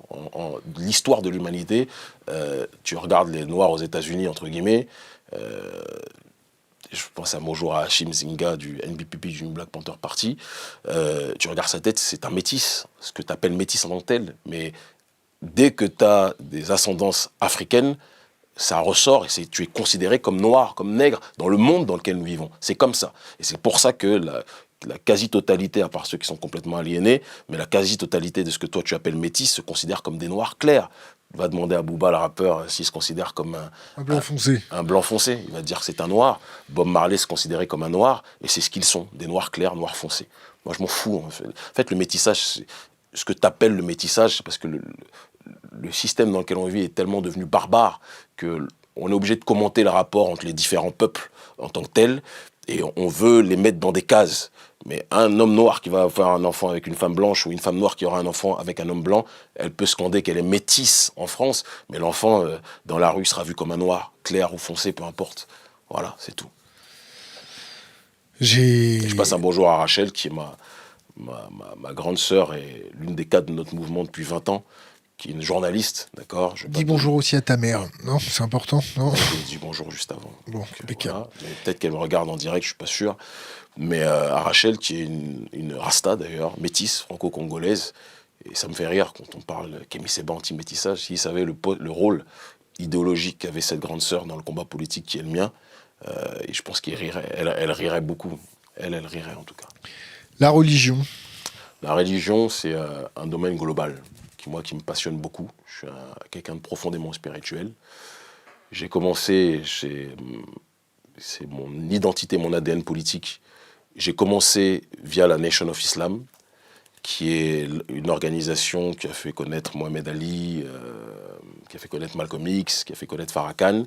La personne qui m'a influencé dans ce mouvement, et qui a été ma source d'inspiration pendant des années, même si aujourd'hui, en vieillissant, je nuance certaines positions qu'il avait, mais que j'aime profondément, qui est mon grand frère, c'était le docteur Khalid Abdul Mohamed, qui était l'ancien porte-parole de la Nation of Islam, qui a été expulsé, interdit pour des propos trop subversifs sur l'oligarchie juive aux États-Unis. Et après la Nation of Islam, je suis rentré dans une autre branche d'un même arbre. Il faut comprendre une chose quand on parle de la conscience noire, c'est que le panafricanisme, c'est un tronc d'arbre qui a plusieurs branches. Et toutes les branches, quelque part, se recoupent d'une façon ou d'une autre. C'est un arbre avec des branches serrées, on va dire. Et tu peux être sur une branche et retrouver rapidement une autre branche, tout en restant dans le même espace. Donc en quittant la Nation of Islam, je me suis passionné pour la philosophie de ce que l'on appelle l'afrocentricité, le kémitisme, certains appellent ça, pour ceux qui ne maîtrisent pas trop, mais en réalité c'est l'afrocentricité, telle que promue par M. Karanga ou Modifi Keïta Assanté, surtout chez Anta Diop. Ça a été la période Tribuka. Et puis, le retour en Afrique m'a permis de faire une synthèse de tout ça et de comprendre la racine réelle des choses. Et j'ai trouvé ça dans la tradition africaine. Dans mon pays, on parle du vaudou en tant que tel, qui est pour moi la tradition primordiale dans son acception ouest-africaine en tant que telle. Tribal? Tribal, je ne sais pas ce que ça veut dire tribal. En fait, on pense... Archaïque? Non, archaïque, ça c'est Lévi Brûle qui aurait dit ça. Mais en fait, j'ai trouvé un équilibre dans cette racine, dans nos villages, avec les tradis praticiens, Avant, c'était beaucoup plus du reconstructionnisme idéologique de personnes issues de la diaspora, comme les Molefik Assanté et autres que je citais. Mais être au contact des gardiens de la tradition en Afrique m'a permis de comprendre que tout ce que j'avais étudié avant, en réalité, il y avait des parcelles de vérité dans tout ça. C'est pour ça que je te parlais de branches tout à l'heure. Et l'Afrique m'a permis de compléter le cercle. Donc aujourd'hui, je me considère comme traditionnaliste africain, passionné de métaphysique. Et celui qui se passionne de métaphysique, il va trouver des choses qui sont intéressantes partout. Donc, que ce soit dans l'islam, que ce soit dans le christianisme, que ce soit dans le Kebra Negas des Rastafari, que ce soit dans des tas de choses, moi je vois une présence similaire sur bon nombre de points. Question d'Internet. Pourquoi l'islam est-il le plus légitime dans le mouvement panafricain plutôt que le rastafarisme? C'est pas vrai, le rastafarisme est plus légitime dans le mouvement panafricain que l'islam. Le rastafarisme a été un support doctrinal extrêmement puissant. Et je passe le bonjour à Père et Mère Dja, qui sont des monuments du panafricanisme francophone, qui sont mes deuxièmes parents. Ça a été un ciment du panafricanisme en tant que tel. Marcus Garvey, qui est l'un des géants, des pères fondateurs du panafricanisme, est considéré comme un prophète par le rastafarisme, pour que tu comprennes un petit peu les choses. Et l'islam, après, est une religion qui, dans son acception métaphysique et intellectuelle, s'opposait d'une façon ou d'une autre à l'idéologie dominante occidentale, au consumérisme, au matérialisme. Quand je dis ça, il ne faut pas regarder ce qui se passe en Arabie Saoudite ou au Qatar, sinon on va avoir une autre vision. Et donc du coup, bon nombre d'afro-descendants se sont convertis à l'islam. D'autres, moi-même je suis passé par là, par cette école, pour après aller vers la racine du continent africain, qui est la tradition africaine. En Afrique, bon nombre aussi sont passés par ce biais-là, certains par la colonisation ou par l'esclavagisme, parce qu'il faut aussi le dire. Et donc, non, l'islam n'est pas plus validé dans le panafricanisme que le rastafarisme. Maintenant, le panafricanisme, c'est l'unité des différentes formes aussi d'africanité. Donc moi, je ne suis pas un sectaire, et donc je pense qu'il faut de tout dans le panafricanisme, mais j'estime qu'il faut un retour réel à la racine, quelles que soient les écoles de pensée des gens. C'est important. Les racines du type un islam rigoriste prêché par l'Arabie Saoudite. Non, t'as pas compris en fait ce que j'ai dit. Tu t'es peut-être mal exprimé. Que tu sois, si tu veux, pour te rendre heureux, je veux dire, je me suis mal exprimé. Mais je dis que, quelles que soient les tendances spirituelles ou religieuses des gens, il est nécessaire, dans la dimension panafricaniste, de revenir à la racine. Parce qu'on est le peuple qui a été le plus sorti de lui-même, de sa propre ontologie. C'est une réalité. Et donc, qu'il soit chrétien, qu'il soit musulman ou autre, il est nécessaire d'étudier notre tradition, c'est important. Moi, j'ai décidé de rentrer complètement dans la tradition et de tirer les expériences que j'avais étudiées au sein de la Nation of Islam ou au sein de l'afrocentricité, et ça me sert encore aujourd'hui dans mon logiciel doctrinal. Mais j'ai eu besoin, moi, de retourner à cette tradition-là, à cette racine, d'être avec les anciens au village, c'est pour ça que j'y suis très souvent. Le verset du trône, ça te parle ? Le verset du trône, oui, ça me parle vaguement, mais là, tu restes dans l'islam, là. Ouais, mais pas moi. Question d'Internet. Quelle doit être la relation entre religion et la souveraineté ? Une relation apaisée et une relation où on comprend. C'est pour ça que j'aime beaucoup René Guénon, parce qu'il dit qu'il y a une tradition primordiale qui est le ciment de toutes les tendances religieuses et spirituelles du monde. Moi, je crois profondément à cette tradition primordiale. J'en parlais beaucoup d'ailleurs avec le philosophe russe Alexandre Douguine. À la différence que lui pense que le ciment de la tradition primordiale, c'est l'Eurasie. Moi, je pense que c'est l'Afrique, mais je respecte son point de vue comme il respecte le mien, et ça n'empêche pas notre fraternité. Et je pense que comprendre l'essence de la tradition primordiale d'un point de vue métaphysique, ça permettra, en tout cas en Afrique, d'éviter beaucoup de tensions religieuses, même si les tensions religieuses sont beaucoup moins présentes sur le continent, à part quand c'est exalté et instrumentalisé par l'armée française comme en Centrafrique, beaucoup moins présente sur le continent que, par exemple, en France. Alors, question d'Internet, fait-il partie d'une quelconque société privée, cercle d'influence ? Moi, non. Je suis combattu par beaucoup de sociétés privées et cercles d'influence. La seule société que je connais, c'est celle du peuple, c'est la rue. Et c'est la seule qui me valide. Et je suis très combattu par toutes ces élites-là, parce que je les combats aussi et que je ne ménage pas mes coups. Comment est financé ? Ils auraient dû poser cette question à Magloire, parce que peut-être il avait des choses à te dire sur les sociétés privées. On va peut-être vous inviter tous les deux. Non, moi je le veux sur TV5, sur son terrain. Comment est financé votre ONG ? Par des footballeurs, par des artistes. À hauteur de combien ? Quel budget par an ? Combien d'employés ? Je vais te dire, je sais pas, on n'est pas au commissariat. Mais je vais te dire simplement que on reçoit beaucoup de soutien parce que notre combat politique touche beaucoup, beaucoup. Ils se rendent compte. Moi, j'ai commencé en 99, et à l'époque, j'étais complètement inaudible. Et il y a une période où c'est passé dans un total autre excès, où on est devenu extrêmement écouté sur le continent africain et dans la diaspora. Et les footballeurs, tout le monde n'est pas bête dans le milieu du football, comme tout le monde n'est pas bête dans le monde de manière générale. Il y a des gens qui réfléchissent. Et ils ont vu ça, ça parle avec le cœur. Et donc, il y a beaucoup de footballeurs qui jouent en Europe, dans des gros clubs, parfois, et qui soutiennent notre combat politique, qui donnent des gros chèques, parfois. Et ça me touche. Le budget, à hauteur de combien par an? Je ne peux pas te le dire, mais il nous permet de fonctionner. Votre salaire, c'est combien? Mon salaire, je vais te dire très clairement les choses. Moi, je travaille à la télévision. Mon premier salaire, c'est celui de chroniqueur politique. Après... En euros? Je ne vais pas te le dire, mais je me débrouille. Et ça va. Et là, par rapport à l'ONG, ça fait à peine 1 an que je suis maintenant à plein temps à côté du travail à la télévision. Et je gagne bien ma vie normalement. Pour un Africain, on va dire que je suis de la classe moyenne. Si classe moyenne il y a en Afrique. Mais ça va. Ça me permet de voyager partout, en tout cas. Dans tous les pays. Alors, question, est-ce qu'il peut parler un peu de l'Orient et de l'Occident? Il a cité René Guénon, qui a écrit dessus. Ah ouais, très bien, je peux en parler des heures. Après, je ne sais pas si c'est le sujet principal de notre combat politique, mais pour moi, l'Occident et l'Orient, ce ne sont pas que des zones géographiques, ce sont aussi des espaces et des réalités métaphysiques. Une qui est le monde du matérialisme et du consumérisme le plus absolu. Et une autre, et c'est pour ça que je te dis que c'est pas géographique, parce que tu vas au Moyen-Orient aujourd'hui, il y a le consumérisme aussi, il y a tout, il y a le matérialisme le plus absolu, le plus clinquant, il suffit que tu ailles au Qatar ou en Arabie Saoudite, tu vois ça. Mais, et de l'autre côté, quand on parle de l'Orient, il y a une vision de beaucoup plus entendre et comprendre, sonder l'invisible et sonder le métaphysique. Et donc, je n'apprécie pas cette dichotomie ou cette démarche bicéphale parce qu'on oppose 2 mondes alors qu'en réalité le monde est plus complexe. Je ne les appellerai pas Orient ou Occident, mais je les appellerai plutôt société traditionnelle contre société moderne.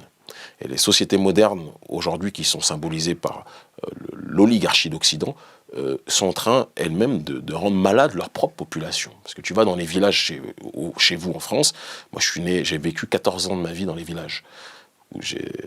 C'est d'ailleurs là où j'ai connu un petit peu j'ai compris que c'était pas facile d'être noir quand t'es enfant. Mais bon, on va pas en revenir sur cet épisode-là. Et ils souffrent du consumérisme aussi, parce qu'ils ont un rapport à la terre, ils ont un rapport au monde dans les campagnes qui n'est pas le même que dans les grandes villes de France ou d'Occident. Bien de manière encore plus prononcée, pour revenir à l'Afrique, parce que c'est mon sujet de prédilection, il se trouve que le rapport qu'on a à la terre, le rapport qu'on a à la nature, à l'invisible, au monde, n'est pas le même que dans les sociétés dites modernes en tant que telles. Et donc, l'opposition Occident-Orient, j'aime pas trop les appeler ainsi, parce que ça peut tromper. Quand on dit ça, on a l'impression que l'Orient, ça serait les sociétés traditionnelles, et l'Occident, les sociétés modernes. Or, la modernité a colonisé l'humanité dans sa globalité, à différents niveaux et à différents degrés. Mais je parle beaucoup plus de sociétés traditionnelles et de sociétés modernes. L'Aquarius, ça vous parle? Ça me parle. Moi, il y en a qui se battent pour défendre la migration. Moi, je pense que la migration saigne notre continent. Et que notre peuple, c'est quelque chose que je dis tout le temps quand je suis au contact des miens dans les villages ou dans les grandes capitales en Afrique, francophone ou même dans la diaspora, je dis que mieux vaut risquer nos vies en luttant contre les bourreaux et nos dictateurs à la tête de nos États. Mieux vaut risquer nos vies sur le continent, comme nous on essaye de le faire, que risquer sa vie pour traverser la Méditerranée et finir esclave dans le sud de l'Italie, travailler sous la volonté des multinationales occidentales, en dessous du seuil de pauvreté, quelque part, d'accord, par le processus du dumping social. Donc moi je fais partie des gens qui pensent que j'aimerais profondément, et je me bats pour ça, pour que les nôtres restent sur le continent. On a beaucoup de campagnes de sensibilisation sur ce terrain-là. Alors Magloire Kemayeux va dire « Ah, c'est vilain parce qu'il ne veut pas que les Africains émigrent, peut-être ». Mais dans la réalité des faits, on a déjà été saigné par l'esclavage, on a été saigné par la colonisation, parce qu'il y avait des traîtres aussi chez nous qui ont contribué à ça, disons-le clairement. Et bien pour moi, aujourd'hui, c'est de l'esclavage moderne.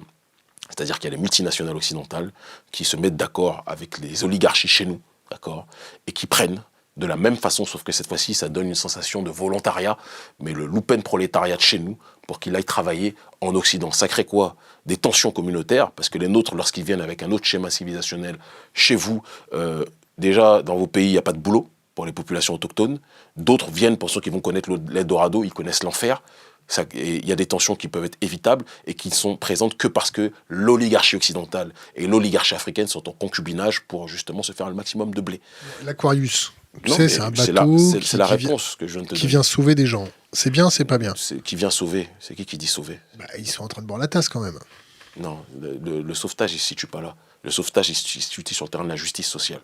La question, c'est pas parce qu'ils sont dans la mer, des babtous qui se donnent bonne conscience, qui viennent te dire « Allez, je viens de sauver Mamadou, t'es en train de te noyer, viens, je vais te donner le bonheur là-bas. » C'est un petit peu comme l'arche de Zoé qui venait kidnapper des enfants, qui disait « On vient sauver des enfants. » Moi, l'Aquarius, je vais te dire clairement les choses, j'en ai strictement rien à foutre. Ok? Comme ça te permet de comprendre ce que je pense. Le vrai problème, si l'Aquarius veut aider les Africains, qu'ils nous soutiennent dans notre démarche d'autodétermination vis-à-vis du néocolonialisme occidental, du néocolonialisme français et vis-à-vis des criminels que sont nos présidents à la tête de nos États. C'est ça que l'Aquarius devrait faire pour nous aider. Pas prendre ces gens et les ramener ailleurs que chez eux, alors qu'ils peuvent contribuer à nous permettre de nous enraciner et de lutter solidement comme nous on le fait sur le continent africain. Donc moi, désolé pour ce discours politiquement incorrect, mais là, l'Aquarius, j'en ai strictement rien à cirer. Et il charme la bien-pensance française ou occidentale, mais j'en ai rien à foutre, moi, de l'Aquarius, très clairement. Il veut simplement sauver des gens. Non, qui sauve déjà les leurs. Il y a beaucoup d'SDF en France. Je ne comprends pas pourquoi l'Aquarius n'essaie pas de sauver déjà les SDF français qui meurent en hiver sous moins 5 degrés. Oui, ils ne sont pas en Méditerranée. Non, mais l'Aquarius, c'est des Français, non? C'est multinationalité. Ah d'accord, européenne. Mais il y a assez de gens qui meurent en France ou en Occident qui s'en occupent et que nous, on s'occupe des nôtres. Charité bien ordonnée commence par soi-même. On va passer à la suite. Toute la suite que tu veux. Tant que je suis ici, je peux... On était à la journée de la diplomatie et à un moment, il y a eu une esclandre dans le public à propos du Gabon. Qu'est-ce qui se passe au Gabon en ce moment? Au Gabon, qu'est-ce qui se passe? La question est très vaste. Est-ce qu'il y a beaucoup de au choses niveau des présidentielles? Non, au Gabon, il y a Ali Bongo qui est dans le coma. Alors le fils de quelqu'un qui a pillé le pays pendant très très longtemps déjà et qui arrive, qui prend le pouvoir avec des élections truquées et qui... C'est quoi vos sources? Nos sources, il faut se renseigner un minimum. Tout le monde sait qu'il y a eu des irrégularités. Moi, je suis journaliste politique, il y a eu des irrégularités lors des élections. L'Union africaine a constaté qu'il y avait des irrégularités, tout le monde l'a vu. Donc voilà. Ça ne veut pas dire que Jean Ping est meilleur. Hein. Jean Ping était quelqu'un qui a bu à la mamelle du bongoïsme pendant des années.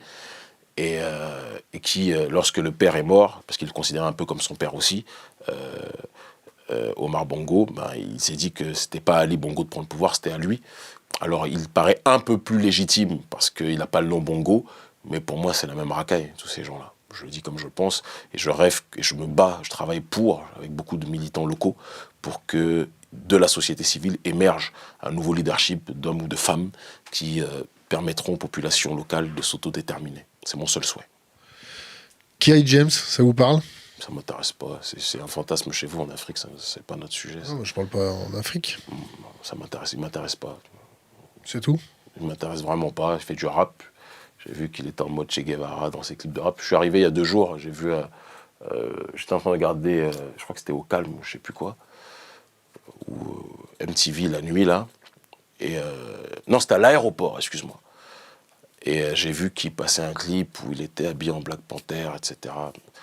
Moi, mon combat n'est pas un clip. C'est tout ce que j'ai à dire. Question d'Internet. Est-ce que les Blancs occidentaux doivent continuer à monter des projets de développement en Afrique? Confrontation big ONG, indépendant vrai humanitaire. Que les Blancs humanitaires essayent d'aider le prolétariat français et occidental qui souffre profondément, qui est dans des conditions extrêmement délétères.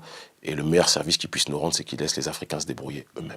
Question d'Internet. Envisage-t-il une convergence des luttes entre le populisme européen et les mouvements panafricains? Moi, la convergence des luttes, je pense que c'est la banane du siècle. C'est un mot qui est à la mode en banlieue, puisque les communistes et les marxistes, ils ont un petit peu matrixé la rue en Occident. Et donc on dit non, avant de penser noir ou avant de penser arabe, pense à classe sociale, banlieue qui va s'allier avec les campagnes, etc. Moi, c'est pas mon logiciel. Mon logiciel, c'est que chaque peuple essaie de s'organiser pour son autodétermination. Et si on peut se lier et rentrer en solidarité face à un adversaire politique commun, on le fait. Et donc, si convergence de lutte il y a, c'est au niveau des peuples. C'est au niveau des résistances populaires, au niveau des résistances des peuples, pas au niveau micro, entre la CGT ou les Gilets jaunes qui vont s'allier à la banlieue, etc., et tout ce qui s'ensuit. Moi, je crois que c'est une banane. Et que malheureusement, dans nos banlieues en France, beaucoup de gens se sont trop longtemps laissés matrixer par une idéologie, comment je vais la présenter, j'ai envie de la présenter avec les bons termes. Une idéologie spéculative, mortifère et athée que constitue à mes yeux, que ce soit le communisme ou le socialisme.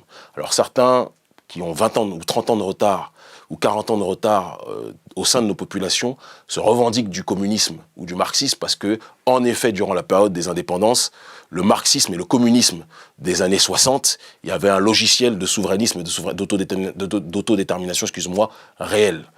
Mais il y a une réalité que l'on constate aujourd'hui, c'est que depuis l'effondrement du mur de Berlin, le communisme aujourd'hui est rentré complètement dans le logiciel du globalisme néolibéral de manière générale, même s'il est contre un néolibéralisme économique, il est pour un néolibéralisme sociétal. Et nos populations africaines n'ont pas à être confrontées, n'ont pas à s'adapter, que ce soit à ce libéralisme, à ce socialisme ou à ce communisme. Il faut qu'on se réinvente nous-mêmes. Et je reprends le logiciel de Julius Nyerere qui parlait d'une nécessité d'un socialisme endogène et pas avoir besoin, pour paraître intelligent, de se revendiquer de Karl Marx qui n'a jamais vécu nos réalités. Alors, autre question d'Internet. Est-ce que séparer l'Afrique et l'Europe, c'est sectariser? Y a-t-il une certaine échelle de sectorisation nécessaire? Non, mais de toute façon, géographiquement, on est séparés, mon frère. Donc, à moins qu'ils veulent faire sur la même terre, quand même. Ouais, mais il y a la Méditerranée qui nous sépare. C'est toi qui as dit il y a quelques secondes qu'il y avait certains êtres humains qui se noyaient dedans. Donc c'est qu'il y a une séparation. Et géographique réelle. Et maintenant, ensuite, l'Afrique et l'Europe, c'est pas moi qui ai décidé d'appeler ces continents différemment. Hein. Donc la séparation, elle existait avant ma naissance en 1981.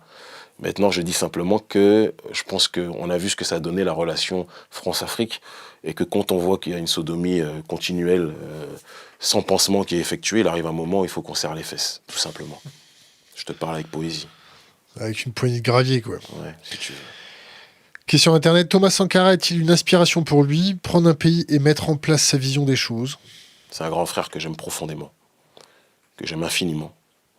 Et il fait partie des raisons pour lesquelles... Il s'est fait dézinguer. On va tous mourir. Hein. Il y en a qui vont mourir parce qu'ils ont trop collé leur petite, comme on dit dans le morceau. Il y en a qui vont mourir parce qu'ils ont mangé trop de cheeseburgers.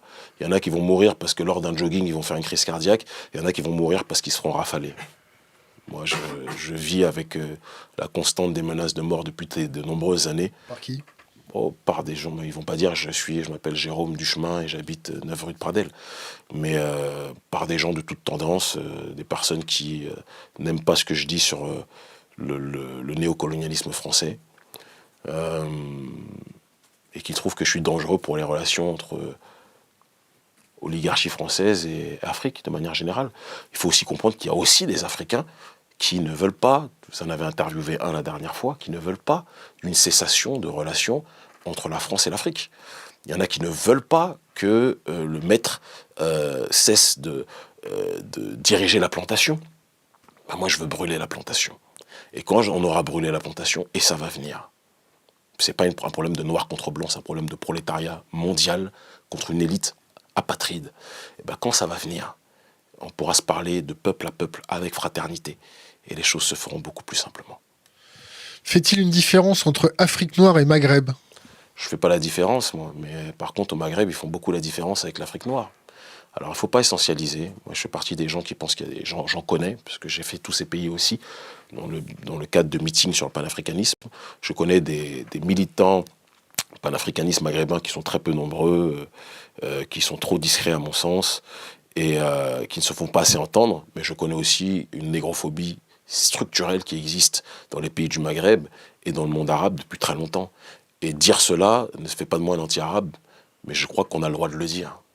Et moi, je ne fais pas partie des gens qui, sous prétexte qu'ils sont dans une chapelle idéologique, ont peur de prononcer les choses. Moi, je suis un homme libre. Il y a du racisme dans le Maghreb. Il y a du racisme dans le monde arabe. Il y a du racisme partout. Mais déjà, le noir ne s'aime pas lui-même. Donc, quand on ne s'aime pas soi-même, parfois, il ne faut pas se plaindre trop que les autres ne nous aiment pas. Et je dis toujours aux nôtres qui émigrent dans ces régions-là que le jour où on se relèvera et qu'on ne sera pas la serpillière de l'humanité, les gens vont nous respecter, voire nous craindre. Mais c'est à nous d'effectuer le premier travail. Et je reviens à ce que je te disais au départ, une civilisation est détruite par l'extérieur que si elle est rongée de l'intérieur. Donc, je ne fais pas partie des gens qui disent « Oh, des victimisés au Maghreb », je dis aux nôtres, retroussons-nous les manches, autodéterminons nos pays, faisons de nos pays des puissances. Il y a quelques années, la Chine était moquée de tout le monde. L'Inde était moquée de tout le monde. Moi, je me souviens dans la street, on disait l'Inde, c'est les Indiens, quand on les voyait à Gare du Nord ou autres, on les appelait les pac-pac ou les vendeurs de marrons. On les appelait les Apu des Simpsons. Aujourd'hui, l'Inde est une puissance qui a la bombe nucléaire. Ce n'est pas le cas de l'Afrique. Donc je pense qu'il faut prendre en humilité, arrêter de se plaindre que tout le monde ne nous aime pas et commencer à faire en sorte qu'on s'aime nous-mêmes et qu'on s'organise nous-mêmes. Mais quand tu as des gens qui ont peur, lorsqu'on parle de solidarité africaine ou de solidarité noire, qui ont peur d'être taxés de communautaristes, qui disent qu'avant d'être noirs ou avant d'être africains, ils sont des êtres humains, ben la défaite, elle a déjà commencé là. Et ils se reconnaîtront. Et c'est ça le problème, en réalité. Alors, que pense-t-il du Libéria? De quel Libéria? Il y a plusieurs Libérias. Libéria de George Weah, le Libéria de quoi? Qu'est-ce qu'on veut? Quelle est la question? Une question internet, posée comme ça. Ah, ben, La démographie au Libéria. je ne suis pas démographe, faut appeler, comment il s'appelle L'Afrique va être un des continents avec un taux de démographie le plus important. Tout à fait. Comment ça va se passer? On est passé de Libéria à la démographie de l'Afrique, t'es sûr de toi? Ouais, ça fait un petit peu Parce le que si tu veux que je revienne sur l'Afrique, parce que je comprends la question qui sous-tend sa question trop vague. Merci. Je salue ce camarade, quel qu'il soit. Il veut parler du fait que l'expérience peut-être du Libéria au départ était malheureuse, quand des esclaves afro-américains sont descendus au Libéria. Exactement. Oui, mais il faut parler aussi de la manière dont les rapports et les tensions ont été instrumentalisés par l'oligarchie britannique dans cette zone. Parce que je vais te donner un autre exemple. Moi, je suis issu du Bénin. Au Bénin, il y a des esclaves, entre guillemets, j'aime pas ce terme, mais des esclaves afro-brésiliens qui sont revenus au Bénin. Il n'y a jamais eu de guerre entre les esclaves afro-brésiliens, moi j'en ai même dans ma famille, d'accord, qui sont revenus au Bénin, et les personnes et les populations locales. Il n'y a jamais eu de guerre. Il y a pu avoir des périodes où chacun se regardait en chien de faïence, etc. Mais aujourd'hui, tu vas, d'ailleurs, le président de ce pays-là, ce n'est pas un esclave afro-brésilien, mais c'est quelqu'un qui est issu, je crois, de la diaspora, Patrice Talon, il est président de la République du Bénin. Donc l'histoire selon laquelle les esclaves, qui est entre guillemets africains, qui rentreraient en Afrique, ça ne pourrait pas fonctionner avec les populations locales, c'est des bullshit. C'est qu'il y a un exemple qui a été créé via ce pays, et tout a été fait pour que ça échoue, pour donner la sensation que c'était impossible. Mais il y a des tas d'autres pays où on voit que c'est possible. Je vais demander qu'on descende un peu les questions. Est-ce que tu peux... Voilà, Et tu salues tous les internautes. Ouais, on est actuellement en direct avec combien de personnes là? Je vois pas les gars. 3708. Quels sont les intellectuels hors de la mêlée dont tu te réclames? Hors de la mêlée. Ce qui signifie de manière plus claire. C'est quoi hors de la mêlée? Hors des sentiers battus, hors du groupe classique. Déjà, il faudrait définir le groupe. Je suis un relou, hein, je te précise. Pas remarqué. C'est quoi? Pas plus que toi, je pense. Mais c'est quoi le groupe classique? Je comprends pas en fait ta question. Bon, les intellectuels qui te font vibrer, qui ont marqué ton chemin, ça doit ont marqué mon chemin. Bon, déjà, pas mainstream. Déjà, j'aime pas l'appellation intellectuelle. En tout cas, en Afrique, c'est trop souvent synonyme de traître, de vassal de l'extérieur. Donc, on a du mal avec cette appellation.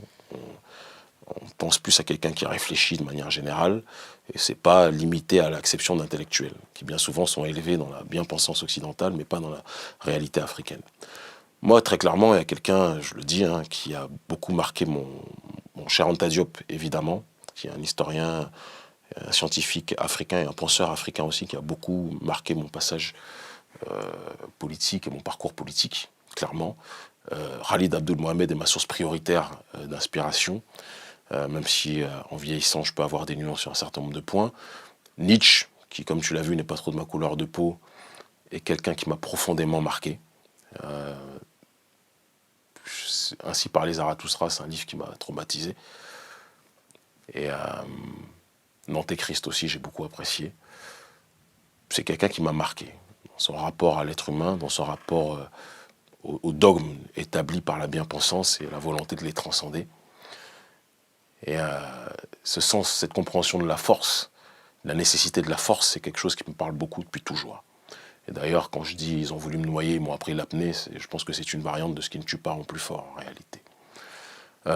Autre penseur qui Amadou Ampateba m'a profondément marqué aussi. Après, moi, la plupart du temps, les penseurs, ce sont des leaders politiques. C'est eux qui m'ont marqué. Et là, la liste est très longue. Je pourrais te parler je peux te parler de Thomas Sankara, je peux te parler de Ruben Uminyobe, je peux te parler de Patrice Lumumba, qui m'ont profondément marqué, de Kwame Nkrumah, de Marcus Garvey, très clairement. Et voilà. En termes de penseurs, je pense que j'ai fait le tour. Après, il y a des personnalités politiques qui m'ont beaucoup touché, qui n'étaient pas forcément noirs, mais dans leur volonté de briser les codes. Un mec comme Pim Fortuyn, qui pourtant est loin d'être dans mon camp politique, qui serait, s'il était vivant, un adversaire, le leader nationaliste néerlandais, qui n'aimait pas trop les gens qui venaient, les immigrés ou autres. Hein. Donc la question n'est pas d'être d'accord ou pas sur le fond, mais il a fait sauter les verrous de la bien-pensance. Et moi, j'aime bien les mecs qui font sauter les verrous de la bien-pensance. Il était assassiné en 2002, je crois, un an après Khalid Abdul Mohamed, qui lui est décédé officiellement d'une rupture d'anévrisme. Et c'est un blanc pur jus, mais je n'étais pas d'accord avec ses idées, mais j'aimais sa façon de communiquer. Thug Life, ça veut dire quoi? Ah, ça, là, tu as parlé de l'acronyme de ma vie. La haine que tu insères dans l'esprit d'un petit enfant pourra détruire n'importe qui. The hate, j'aime pas parler en anglais parce que mon anglais n'est pas bon, même si je le comprends parfaitement. Pas de problème ici. Hein. Non mais bref, ça va être vu par d'autres qui n'auront pas ta tolérance. Donc je te l'ai traduit en français. C'est la devise de Tupac qui a été... Là, tout à l'heure, tu as parlé d'un rappeur qui ne m'intéresse pas trop, mais Tupac, par contre, m'intéresse profondément. Parce que sa réalité, c'était une réalité réelle du Black Panther Party, réelle.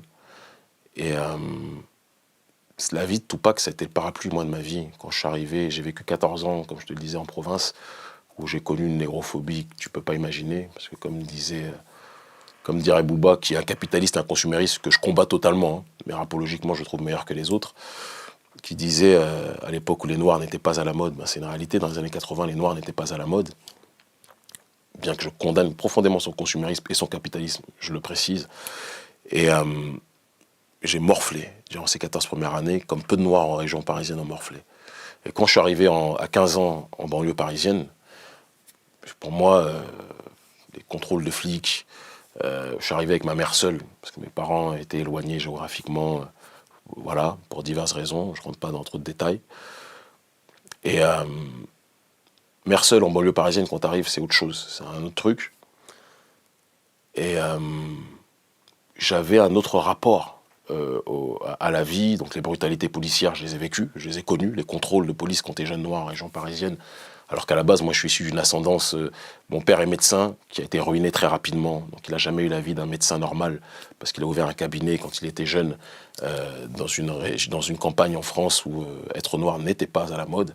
Il a eu une faillite complète, et il a mis je ne sais pas combien d'années pour revenir sur ses frais, alors qu'il avait tellement étudié. Donc on n'a jamais vécu comme les fils de médecins qu'on aurait dû, en tout cas le statut qu'on aurait dû avoir, pas grave. Et quand après, en plus, tu es séparé de ton père, tu vis qu'avec ta mère dans cette région, c'est pas simple. Et Tupac a été mon parapluie. Elle faisait quoi? Ma mère était infirmière. Elle était infirmière, elle travaillait la nuit, elle travaillait le jour pour qu'on soit bien. Elle a commencé, elle a été infirmière au milieu de sa vie, voire le dernier tiers de sa vie, parce qu'au départ, elle était femme de ménage, mais c'est quelqu'un qui en voulait. Donc elle a étudié, elle a gravi les échelons au fur et à mesure. En France? Elle a commencé... ouais, ça c'est en France, c'est mon père qui a commencé ses études en Afrique. Et donc pour revenir à Tupac, c'était le parapluie de mon âme, jusqu'à aujourd'hui, c'est un homme que j'aime profondément. Profondément. Et sa musique m'a touché. Moi, le rap français me saoule, en fait. Redis-moi ce que ça veut dire, Thug Life. La haine que vous insérez dans la tête ou dans l'esprit des petits-enfants peut détruire n'importe qui. The hate that you gave to little infants can fuck everybody. Perfect. Véritable French accent. Désolé. Hein? Véritable French accent. Ouais, désolé. Tu vois, c'est la mondialisation qui fait ça. On te reproche souvent de parler avec haine, violence. Est-ce que tu penses que tu mets de la haine et de la violence dans la tête des jeunes blacks? C'est pas, on me reproche souvent, c'est la bien-pensance française et africaine dit ça. Mais en Afrique, tu sais, ce qui est marrant, c'est que je fais des débats politiques je pense, de haute volée avec toutes sortes de personnalités politiques. Tu tapes Kémy Séba, grand rendez-vous, tu auras 3/4 du temps des bons trucs, ou Vox Africa, etc. Ou Afrique Média. Et on m'accuse pas de ça. Tout le monde sait que j'ai un discours intelligible en Afrique. C'est-à-dire que limite en Afrique, on me voit comme un intellectuel. Mais en Occident, l'élite occidentale ou les nègres qui mangent dans sa main vont te dire que je suis un mec qui appelle à la violence et au suprémacisme. Mais en fait, je vais te dire un truc très sincèrement, je m'en fous complètement. Et je reprends l'exemple de Louis Kemayou. La vidéo... Je vais finir par croire que vous avez une liaison. Ouais, non, c'est pas Serre mon les fesses, type. poteau. Non, c'est pas mon type. Pas de problème. Moi, je les préfère grands avec un crâne chauve. Comme Macron. Continuons. Donc, Eh bien, membré alors, si c'est comme Macron. Mais continuons, vas-y, je t'écoute. Si, avec tes conneries, tu m'as fait perdre le C'est fil. pas des conneries, c'est des vérités. De quoi, Macron? Bref, vas-y. Ouais, c'est intéressant. Non, je pense que t'es plus au courant que moi, tu vis ici, pas moi. Mais vas-y. Non, ça nous intéresse Mais pas. comme t'aimes le politiquement correct, peut-être. Vas-y. La façon dont tu as t'exprimé, ou la vidéo sur Kemayou, nègre de maison, nègre des champs, imagine qu'il y a un gamin qui comprend pas la figure et qui plante Kemayou parce qu'il pense que c'est un traître et ainsi de suite. Franchement, les mecs, on vit dans un pays où l'élite de ce pays bombarde des pays et les assassine. Et on vient me parler, moi, du risque que j'agresse des gens. En 20 ans, frère, à part un policier qui a été bousculé rapidement par moi, jamais mes militants. Et un journaliste qui a été goumé, un pote à Bernard-Henri Lévy, parce qu'il avait raconté n'importe quoi, et donc il a goûté ma bague. En dehors de lui, jamais eu d'acte de violence. Mon discours n'a jamais entraîné des violences. Ça, c'est la criminalisation d'un discours qui dérange. Comme je te l'ai dit, je reçois prix sur prix sur le continent africain. En France, je suis ostracisé au rôle de l'extrémiste noir. On préfère les rappeurs qui jouent les Che Guevara, eux, ils passent dans le Figaro, TF1, tout ça. Mais moi, je suis fiché à la section antiterroriste. Ça, c'est la réalité. Mais c'est pas vrai. Mon discours, il est beaucoup plus intelligible pour celui qui prend la peine de l'étudier, et il est beaucoup plus, comment dirais-je, il est beaucoup plus transidentitaire qu'on ne veut le croire. Mon discours s'adapte en réalité à tous les peuples. Et tous ceux qui ont des coronesses, qui ont le pantalon chargé, ou les femmes qui ont les reins solides, elles savent, ou ils savent de quoi je parle. Mais les bien-pensants du Paris 16e, ou les bouffons et bouffonnes de BFM, c'est sûr que eux, ou de TV5 de ma gloire, eux, c'est sûr qu'ils ne peuvent pas m'apprécier. Parce que je viens avec un autre logiciel. Je viens avec un autre discours. Je dis à l'Africain, Africain, arrête de te victimiser. Africain, arrête de faire la manche. Je dis, Africain, arrête de penser que c'est l'aide au développement, entre guillemets, française qui va t'aider. Africain, cultive ta terre. Africain, porte tes couilles. Et quand je dis africain, je ne parle pas de l'Africain que du continent, je parle aussi de l'Africain de la diaspora. Donc, ce discours-là ne peut pas plaire en France. Parce qu'en France, je te le dis, on aime beaucoup les Noirs quand ils rappent. Beaucoup. Le rap, aujourd'hui, vend. Que ce soit le rap soi-disant hardcore ou même le rap conscient qui se plaint d'être moins entendu, mais qui fait les masses médias, tous les grands journaux, qui ont de beaux articles dans le Figaro, dans Le Monde, dans Libération. Moi, je ne crois pas que Che Guevara ou Khalid Mohamed ou autres avaient ce genre de beaux titres. Voilà. Et moi, en tout cas, je ne les ai pas. Et dans le même temps, en Afrique, on parle de moi pour ce que je suis. Un résistant africain qui se bat pour son peuple. Alors, question et c'est Internet. plus important. Le plus important, c'est le regard au sein de l'Afrique. C'est pas le regard de la presse et de la bobocratie occidentale. Question Internet. Quelles sont les solutions pour que l'Afrique s'autodétermine? Quelles sont les 3 premières lois qu'il ferait voter? Non, là, t'as vu, là, on est en train de convoquer Nostradamus. Ouais, c'est Kémy Séba. Je ne lis pas dans une boule de cristal. Je suis pas législateur. Moi, je suis un activateur de la société civile. La première chose qui va permettre à nos populations d'avancer, quand on parle de l'autodétermination, c'est que celle-ci puisse réactiver plus que jamais le processus de souveraineté populaire. Cela passe par une plus grande prise en charge des populations et de la société civile qui doit comprendre qu'elle est devenue au XXIe siècle le nouveau centre de gravité de pouvoir. Moi, je ne crois pas. Je pense qu'il y a un émiettement au XXIe siècle des élites que le pouvoir de plus en plus contesté parce qu'on sait que la plupart des politiciens sont des businessmen. En Afrique, il y a un adage qui dit que quand tu veux être homme d'affaires, tu rentres en politique. Parce que c'est le meilleur moyen d'avoir des marchés. La plupart des politiciens, ils rentrent en politique, ils n'ont pas de voiture, ils n'ont rien. Ils sont en politique, ils ont 10 hôtels, 15 maisons, et puis ils ont la dégaine de Kemayo. Donc ça, c'est une réalité. Et c'est pas gratuit, il suffit de voir sa dégaine. Mais bref, mais je soupçonne vraiment d'avoir une liaison avec lui. Mais c'est pas le plus important. Mais juste pour terminer. Attention, tu vas t'en prendre une. Ça, je pense pas. Non. Franchement, je crois pas. Méfie-toi. Mais juste pour terminer, pour être plus sérieux, cette prise en charge de la société civile, cette migration structurelle du pouvoir qui au départ était aux mains des élites et qui va finir par descendre vers la base, va permettre, et ça existait partout, tu vois, Podemos en Espagne, alors c'est pas forcément le plus bel exemple, mais ça porte ses fruits. Le mouvement 5 étoiles, j'ai beaucoup plus de distance avec la Ligue du Nord, mais le mouvement 5 étoiles qui à la base de BP Grillo était un mouvement anti-système, issu de la société civile, et qui d'un point de vue géopolitique a quand même une vision sur bon nombre de choses intéressantes. Après, sur le regard qu'ils ont vis-à-vis de la migration, on peut se questionner sur beaucoup de choses. Sont des exemples palpable que la société civile peut prendre le pouvoir. Et moi, c'est ce en quoi je crois. George Soros a coopté des milliers d'associations qui ont pignon sur rue sur TV5, sur la chaîne de l'autre, ou dans les masses médias français, de mouvements citoyens en Afrique qu'on présente comme des mouvements citoyens modèles. Tu vois, des structures comme Y en a marre, structures comme Balai Citoyen, etc., et tout ce qui s'ensuit. Enfin, surtout Y en a marre, parce que Balai Citoyen, eux, ils disent qu'ils ne sont pas financés par Soros, donc il n'y a pas de problème, on va dire, je les crois. Mais Y en a marre et d'autres structures ont reçu ces financements-là, et eux sont dans une optique aujourd'hui, quelque part, de promouvoir l'acception de la démocratie occidentale, mais qui n'est pas en harmonie avec nos réalités. Or, nous, il y a un deuxième axe qui part de cette nécessité de la souveraineté au sein de la société civile, de la réappropriation du pouvoir par le peuple.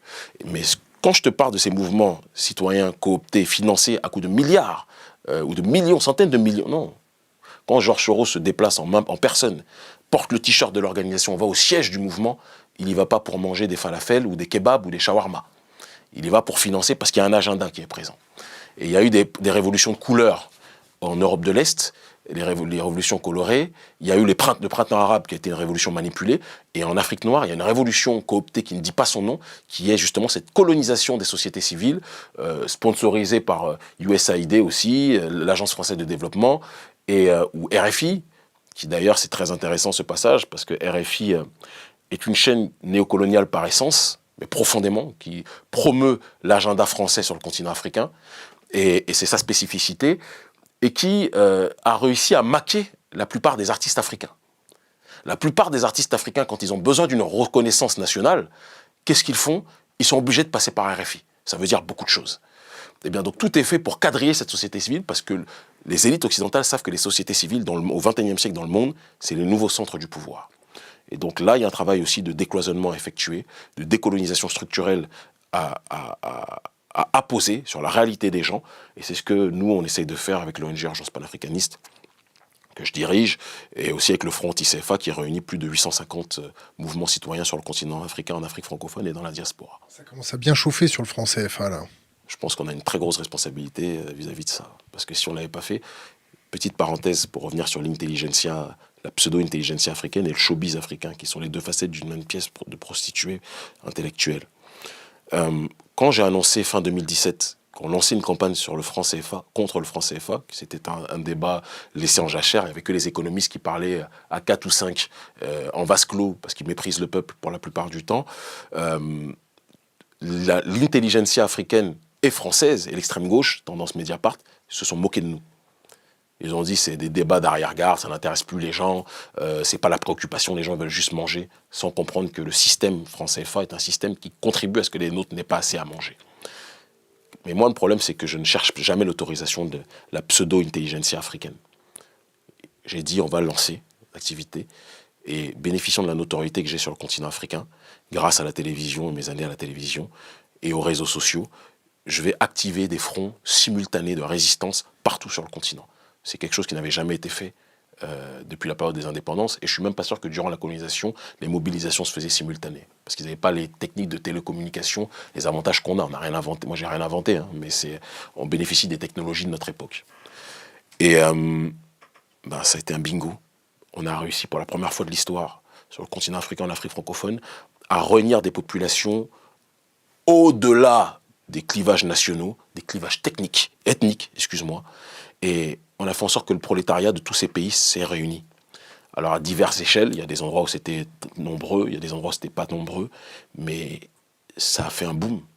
À côté de ça, il y a des Sud-Américains qui nous ont soutenus, comme Pedro Biscay, l'ancien directeur de la Banque centrale d'Argentine, qui est un péroniste, un militant péroniste, un anti-impérialiste. On a eu des gens comme Alexandre Douguine et autres qui nous soutiennent aussi. Et ça, c'est le plus touchant. On a réussi à faire quelque chose de très gros, de très grand. Et donc le franc CFA, ouais, on a une très grosse responsabilité sur ça. Même si aujourd'hui, en fait, c'est toujours la même chose dans les mouvements sociaux d'envergure. C'est que le peuple se réunit, fait le travail, et après, l'oligarchie cherche toujours... Comment ils essayent de tuer une mobilisation? Ils n'y arrivent pas, mais ils cooptent certains économistes qui, depuis des années, rêvent de reconnaissance. D'accord? Ils leur disent, bon, maintenant, allez, Mamadou, on va t'écouter. Alors le franc CFA, c'est pas bien. Non, parce que c'est l'appellation qu'on donne, c'est le mot global. Quand on dit Mamadou, on sait que ça peut être un Norvégien. C'est juste pour ça que je dis ça. Je pourrais l'appeler Khalidou si tu veux ou pas. Régis. Non, Régis, si je dis Régis, je suis pas sûr qu'on va penser d'abord à un Africain. Donc voilà. Même si Aimé, grâce à Aimé Césaire, on peut penser à Césaire, mais c'est pas dit qu'on va penser à un homme noir. Donc juste pour terminer ce que je dis. Toussaint, d'ailleurs, dédicace à l'ancien conseiller de Laurent Gbagbo, Toussaint Alain, un ami, un grand frère, et à Toussaint Louverture, évidemment, qui est une grande source d'inspiration pour nous, même si je préfère Dessalines à titre personnel. Et donc, à force de m'interrompre, parfois, tu peux me faire perdre mon propos. Exprès, hein. Ouais, d'accord. Mais donc, je rebondis en te disant que par rapport à... Tu vois, j'ai perdu le fil. Qu'est-ce qu'on disait? CFA. Par rapport au CFA, l'élite occidentale a récupéré certains économistes, leur a donné des espaces pour qu'ils puissent travailler, etc. Même certains qui sont des anti-CFA. Et aujourd'hui, le débat franc-CFA est devenu un débat mainstream, alors qu'à la base, c'était quelque chose de profondément en rupture. Et le problème est que quand nous, on parle du CFA, quand j'ai mis ce débat sur la table avec notre ONG, on n'en a pas parlé parce qu'on est des fétichistes de la monnaie. On en a parlé parce que c'est un des tiroirs d'un problème beaucoup plus global qui est le manque de souveraineté. Il y a le manque de souveraineté militaire, le manque de souveraineté politique, le manque de souveraineté culturelle, le manque de souveraineté économique. Mais quand tu parles de culture, ça peut être moins palpable. Quand tu parles de franc CFA, c'est palpable. Et donc on a tiré ce premier tiroir-là, mais il y en a des tas d'autres. Et l'oligarchie française, comprenant que le débat en Afrique devenait stratosphérique et qu'on avait quand même impulsé quelque chose de très gros, ils se sont dit, mieux vaut qu'on essaye de récupérer les choses en cooptant certains économistes et en essayant de déradicaliser le débat. C'est ce qui s'est passé, mais malheureusement, la colère de la population est trop grande vis-à-vis des élites africaines et françaises, pas des populations, et de telle sorte qu'aujourd'hui, le combat s'est élargi à la sphère donc beaucoup plus globale de la France-Afrique. On parle un peu réchauffement climatique. C'est pas trop ma came, le réchauffement climatique, et j'aime pas parler de ce que je sais pas, mais comme je suis ouvert à tout, je parle, vas-y. Allons-y. Les flux migratoires dus au réchauffement climatique, ça va être géré comment? Alors moi, je vais te dire une chose, la problématique de la déforestation elle est plus grosse chez vous que chez nous. Premier point. Non, je te le dis. C'est On va te faire fact-checker, hein, t'inquiète pas. Mais je m'en fous. Si on peut se fact-checker rapidement. Moi, ce que je te dis, c'est que, je te réponds, les multinationales occidentales, quand elles viennent en Afrique, en effet, elles contribuent à la déforestation, mais ce n'est pas quelque chose qui est fait ontologiquement par nos populations. Parce que le rapport à la nature des populations africaines est très différent du rapport à la nature qu'il y a en Occident. Ce qui, maintenant, n'empêche pas, parce que le problème du réchauffement climatique dit à la déforestation ne résume pas à elle seule la destruction du climat en tant que tel. L'écologie, elle peut être esquintée et abîmée aussi par l'éducation citoyenne qui fait en sorte que beaucoup des nôtres jettent des déchets dans les rues. Ça, c'est quelque chose qui existe. Et j'ai pas besoin de fact-checking ou de fact je sais pas quoi pour le savoir, tout le monde le sait. Et ça, c'est des démarches citoyennes qui doivent être effectuées par les nôtres, comme nous on le fait. On voulait lancer récemment, mais c'était un terrain qui était déjà occupé à Cotonou, au Bénin, une campagne de nettoyage des ordures à Cotonou, parce qu'on n'a même pas des boueurs. Les gens jettent les sachets n'importe comment. C'est des choses qui se font beaucoup moins dans les villages, mais qui se font dans les capitales. On a pris des mauvais réflexes, justement, de ce néolibéralisme-là. Donc, les flux migratoires dus au réchauffement climatique, ça, c'est les... comment dirais-je ? C'est les peurs, peut-être, qui existent en Occident. Le problème, chez nous, il se situe autrement, je pense. Le problème de nos populations, c'est faire en sorte, quand on parle d'aliénation, étymologiquement parlant, alien étranger, rendre quelqu'un étranger à soi-même, c'est faire en sorte que les nôtres reviennent dans leur propre corps, dans leur propre esprit, réapprennent le rapport à la nature. C'est pour ça que moi j'encourage toujours les nôtres à revenir de manière régulière au village. Parce qu'au village, on t'apprend des choses sur le rapport à l'environnement, sur le rapport à la terre, sur le rapport à ton espace qui t'éloigne du paradigme néolibéral dans lequel on veut t'incarcérer trop souvent, dans les grandes villes africaines qui sont bien souvent devenues que des répliques aujourd'hui des capitales occidentales. Donc comment régler ce problème en tant que tel? Le premier problème, on en revient toujours à la réappropriation de soi, la réappropriation intellectuelle, idéologique et culturelle de soi, être capable de retutoyer son environnement, d'accord, être en harmonie avec son environnement, ce que les barbares anthropologues occidentaux appellent l'animisme en tant que tel, qui ne veut rien dire, mais celui qui comprend qu'il y a la vie partout, qu'il y a la vie sur la terre, qu'il y a la vie dans un arbre, qu'il y a la vie dans la nature, il ne va pas l'insulter. Et ça, les sages chez nous l'enseignent. C'est quelque chose malheureusement qui est trop ostracisé. Et nous, on fait partie de ceux qui essayons de valoriser ça. Et c'est pour ça que dans toutes nos mobilisations, y compris la dernière à Ouagadougou, on met un point d'honneur à toujours faire venir les chefs traditionnels. C'est très important. Alors je sais qu'aujourd'hui, dans un monde des religions révélées, on a essayé de caricaturer et de mettre ces gens-là de côté. Mais les chefs traditionnels, quand je vais à Haïti, je rencontre les chefs traditionnels parce que c'est vital. Quand je vais en Afrique, je rencontre les chefs traditionnels parce que c'est vital. Et eux ont une compréhension des choses qu'il est nécessaire de prendre en compte. Après, les chefs traditionnels, c'est des carottes comme tout le monde. Mais bon. On arrive à la fin de notre interview. Déjà, on m'a dit que c'était difficile, je suis surpris là. On t'a posé des questions sur l'antisémitisme, sur la violence, sur le fait que t'as tabassé un gars, des choses comme ça. T'en veux d'autres? Tu veux résumer ça, l'interview à ça? Non, bah tu dis que c'était pas difficile. Je pense qu'on a dit quand même beaucoup plus de choses que ça. C'est bien. Un conseil pour les jeunes générations et 3 livres à conseiller. Alors, je commence par le conseil. J'ai 3 livres, ça va être difficile parmi tous les livres qu'il y a à conseiller. Putain. Mais conseil aux futures générations, n'attendez l'autorisation de personne pour penser, pour exister, pour être. Deuxième conseil, faites tout pour protéger votre terre et protéger votre peuple. On vit dans un monde où on ne respecte pas les gens en fonction des minorités qui sont, minorités agissantes dans des plus grands ensembles. On respecte les gens en fonction des peuples auxquels ils appartiennent et la manière dont les peuples se comportent. Donc, comprenez que vous faites partie d'un ensemble qui a un devoir civilisationnel, un devoir culturel. Moi, je suis père de famille, je fais en sorte que mes enfants connaissent leur histoire, connaissent leur identité, connaissent l'histoire de leur continent. Ce que ma fille sait à 12 ans, je crois que je l'ai appris à 17 ans ou à 18 ans. Ça, c'est notre travail. Faites tout ce qui est en votre possible, que vous soyez chirurgien, que vous soyez avocat, que vous soyez même chauffeur de Uber, chauffeur de taxi, charcutier, boucher ou agriculteur au pays, etc., pour honorer votre terre et votre patrie. Parce qu'on vit dans un monde où le rapport à la terre, c'est sacré. Et ça, c'est pas moi qui l'ai dit le premier. Troisième conseil, après je viens sur les livres. Toujours se dire que ce que les élites ne font pas pour le peuple, il faut que le peuple comprenne qu'il doit le faire lui-même. Moi, j'ai jamais attendu, c'est l'adage de notre ONG, moi, j'ai jamais attendu l'autorisation de qui que ce soit pour mener mon travail politique. Au départ, les gens se moquaient de nous.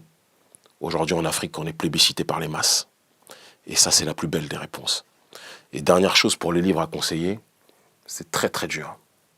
Je conseillerais Nation d'agriculture de Cheikh Anta Diop, évidemment. Je conseillerais Malcolm X, Une vie de réinvention.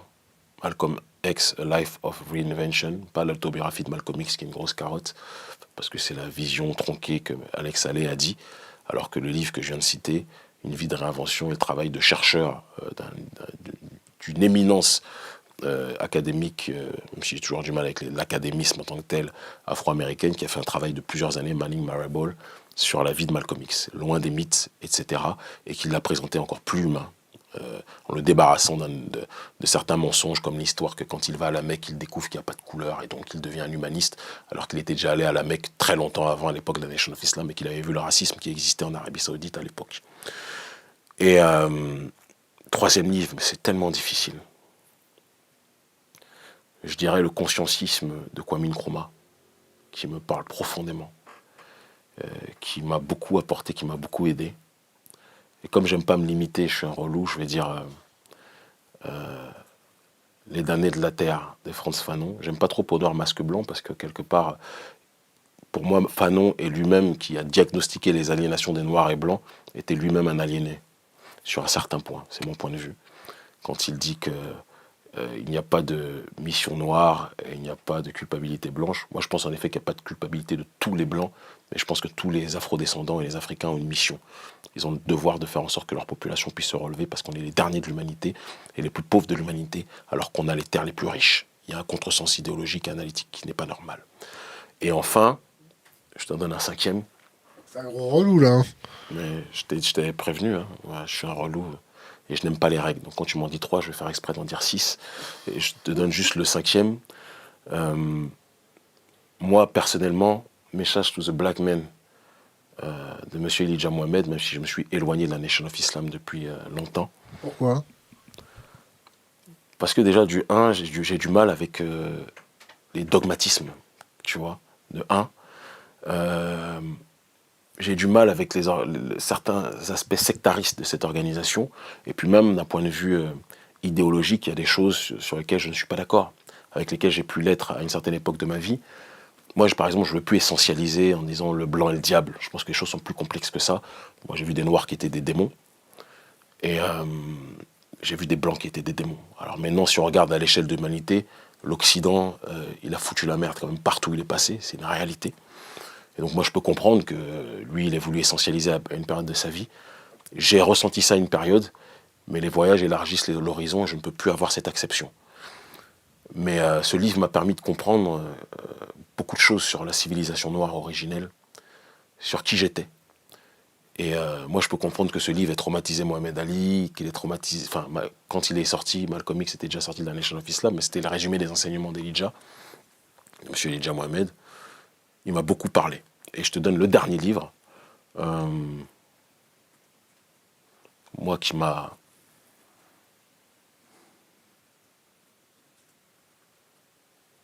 Ainsi parlait Zarathustra de Nietzsche. Et évidemment mes ouvrages, qui par la grâce de Dieu se vendent bien en Afrique. Kémy Séba, merci. C'est moi qui vous remercie. J'espère que vous n'aurez pas d'ennui pour m'avoir invité, parce que je sais qu'en France, il y a une hystérisation du débat. Je conclurai juste en te disant une chose, que tout à l'heure on a parlé de Zemmour, on n'en a pas parlé assez. Moi je ne ferai jamais la biatch, pour parler clairement, de pleurer sur un plateau. Oh, il a dit que c'était pas bien, je m'appelle Absatou ou autre, ça ne m'intéresse pas. Mais moi je propose à Zemmour un débat quand il veut, où il veut.